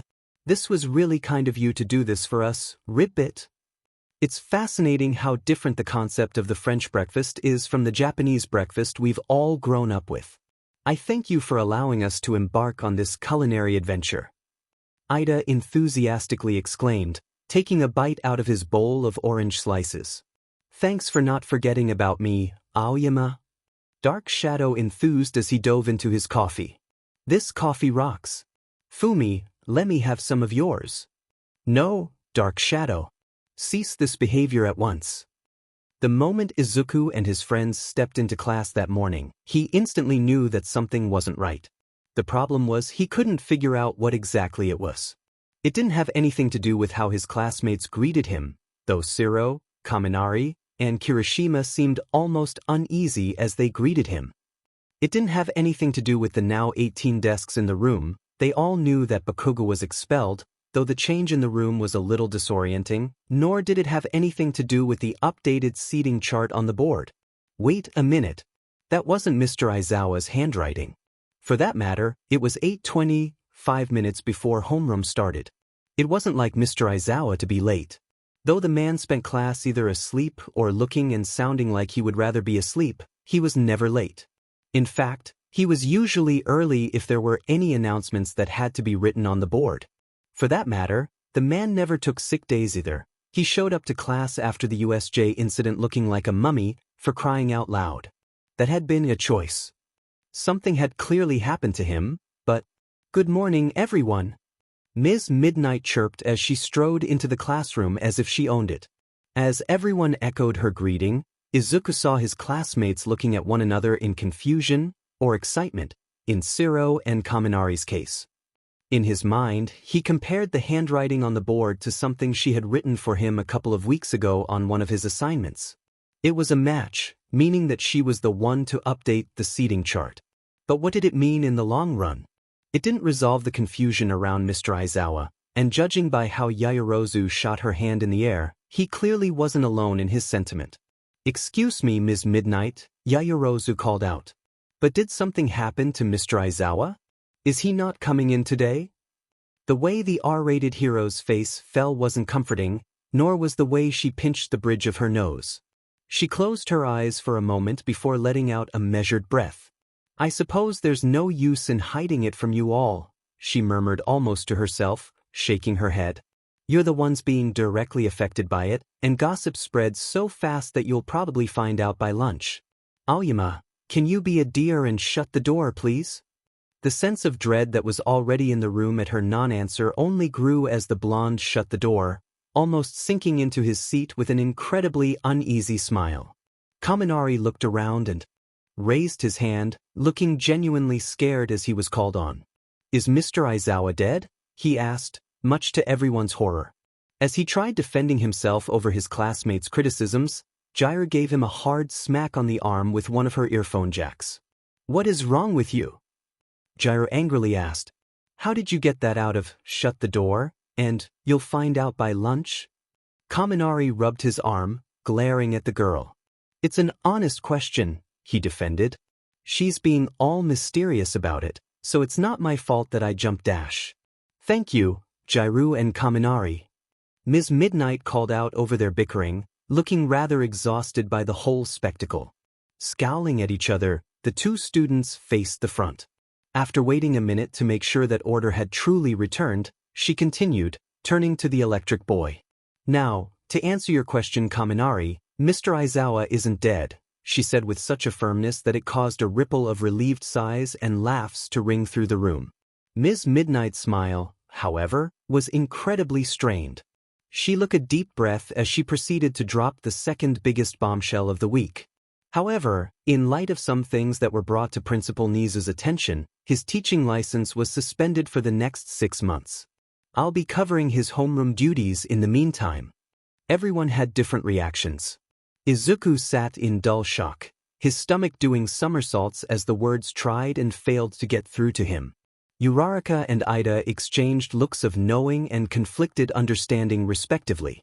Tokoyami nodded to himself thoughtfully, slapping a hand over Dark Shadow's mouth before he could say anything. Todoroki seemed to be having a hard time trying not to appear too happy as he leaned back in his seat. Everyone else immediately began whispering amongst themselves in varying states of confusion and relief. "Can teachers even be suspended?" Kaminari asked Aoyama, who gave a helpless shrug. "No more rational deceptions." Ashido said, almost collapsed onto the ground with relief, Sato and Kirishima following her lead. "What happened though?" Shiro asked Shuji. "Will he ever come back?" Hagakure asked. "I can't get into the specifics," Ms. Midnight called out over all of the chatter. "But if you want to discuss your feelings on the matter, now's the time to do so." Immediately, Ashido's hand shot up. "Does this have anything to do with Bakugo getting expelled?" she asked, sitting on the edge of her seat. The older woman pursed her lips, her eyes glimmering with disappointment. With who? Izuku? Mr. Aizawa. I can't answer that question. Siro's hand was next. Is it because of how he treated Midoriya? The class fell dead silent at his bluntness. It was a question that everyone, Izuku included, were dying to ask, but no one had the courage to. Izuku swallowed nervously. He hadn't meant to get Mr. Aizawa in so much trouble. Was he mad at him? Were the other teachers mad at him? He knew that Ms. Midnight and Mr. Mike were friends with him. Did they hate him? It didn't help when Ms. Midnight gave Izuku a fleetingly sad and sympathetic look before shaking her head. I can't answer that question, she stressed. But I will say this, I want you all to trust me just as I want to trust you all. I promise to ensure an open line of communication with all of you about anything. Understand? It seemed to be a coded message of sorts, and her eyes kept darting over to Izuku's, who was doing his best to blend in with the desk. Everyone else nodded their heads, feeling slightly more at ease as Mr. Mike knocked on the door. Good class. Something to distract me from the fact that I put my homeroom teacher out of a job for half of a year, Izuku thought to himself. Look on the bright side, you won't have him always glaring at you or calling you problem child anymore. I know this is pretty shocking, but I think we'll be able to weather the storm together, Ms. Midnight said, winking as she let her loud, blonde friend into the room to start his English lesson. We'll just give it the old plus ultra effort. All Might, I just wanted to let you know that I told some people about One for All. It's Uraraka, Ida, Azui, and Todoroki, and I really think that they should be included in our meetings about it. But that's if you're okay with it, of course. I didn't want to invite them without your blessing or anything. Tashinori chuckled to himself as he read the text message he received that morning from young Midoriya. His prince of nonsense could really be too much at times. He had a feeling that he'd be spending a lot of time explaining to him that One for All was now his quirk, meaning that it was up to him at the end of the day to decide who he did and didn't want to let in on the secret. But he supposed that the boy was still trying to keep him involved due to his own piece of the legacy that he had a hand in. He truly was too kind-hearted for words. Swallowing down the unexpected lump in his throat that popped up at the thought, he had quickly responded back with a promise to bring 4 extra teacups with him to their meeting room. He then proceeded to spend the rest of the morning grading some assignments, finishing up his lesson plans, and finishing the audiobook for the Eternity book he was in the middle of reading. He had to know how Eden would manage to perform the liver transplant without succumbing to her vampiric nature. All in all, he had a rather productive morning, which is why it surprised him when the clock struck 11. That fast? He mused to himself as he headed up to his usual meeting room. I must be getting old. Though he received ample heads-up that he and young Midoriya wouldn't be the only ones in attendance, he still found himself taken by surprise when he found his green-haired successor, his boy, in the company of 4 of his closest friends. They looked almost as apprehensive as he did, but young Uraraka eventually took the lead and helped file them inside. Once the door was shut and locked behind them all, the 4 students sat on the couch across from him, quietly accepting his green tea. For a moment, they all drank in silence, unsure of what exactly to say until young Azui softly asked, "What do you two usually talk about, All Might?" All Might set his cup down and folded his hands in front of him, leaning forward slightly. "Well, young Azui, it depends," he started. "If he has any questions about One for All or if something related to it has happened, then we usually go from. If not, then we just talk about other things like school or any hobbies we've picked up." Young Midoriya smiled at her and nodded. "Yeah. For example, All Might got me into this book series called Eternity Dash." Young Uraraka's eyes immediately lit up as they darted between her friend and the retired hero. "I love those books. I read them at the library all the time. Did you guys read the part about the liver transplant dash?" Young Ida shot his hand into the air with such intensity that it made their frog-like companion dodge with a surprised, "Ribbit." "Uraraka, we need to get back to the matter at hand, which is discussing One for All," the bespectacled boy lectured, earning a sheepish smile from the girl in return. "We need to use this valuable time wisely." "I wanted to know about the liver transplant," young Todoroki quietly said to no one in particular, making All Might bite back a bemused smile. The zero-gravity girl leaned over and whispered, You can borrow the first 2 books from me later on today. Has anything strange concerning One for All happened to you as of late, Midoriya? Young Ida asked, turning to face the green-haired boy. We already know that it's a highly unusual quirk, but maybe due to it being a transferable one, there are some intricacies that are at work here that we haven't figured out. His successor frowned and tilted his head to the side, shaking his head. Other than the sports festival, I can't think of any Oh, I never told you all what happened at the sports festival. Well, you see, while I was fighting Shinso, as he regaled his friends with the tale of how he won his first match, they listened rather intently. Even when their faces scrunched up in concern, fear, or confusion, they waited patiently for him to finish before speaking up. It's a stockpiling quirk, so maybe those were remnants of the past One for All users, young Todoroki offered, coming to the same conclusion young Midoriya had done that day. But are they, alive inside Midoriya? Young Uraraka asked, her face paling. Or are they haunting him like ghosts? If they were ghosts, why was All Might there, Ribbit? Young Azui asked thoughtfully. He's clearly still alive. A haunted quirk. Young Ida muttered to himself, stroking his chin. Maybe the library has some information on those. All Might decided to let the kids take over this part of the conversation. They looked and sounded so passionate that he knew he wasn't going to get a word in otherwise. As they planned a series of research trips to both the school library as well as Muzutafu's public one, young Ida's arms practically chopped up the room as he coordinated a fair schedule for them all to follow. Though young Midoriya seemed almost overwhelmed under the protective attention, he looked lighter than he had ever seen him.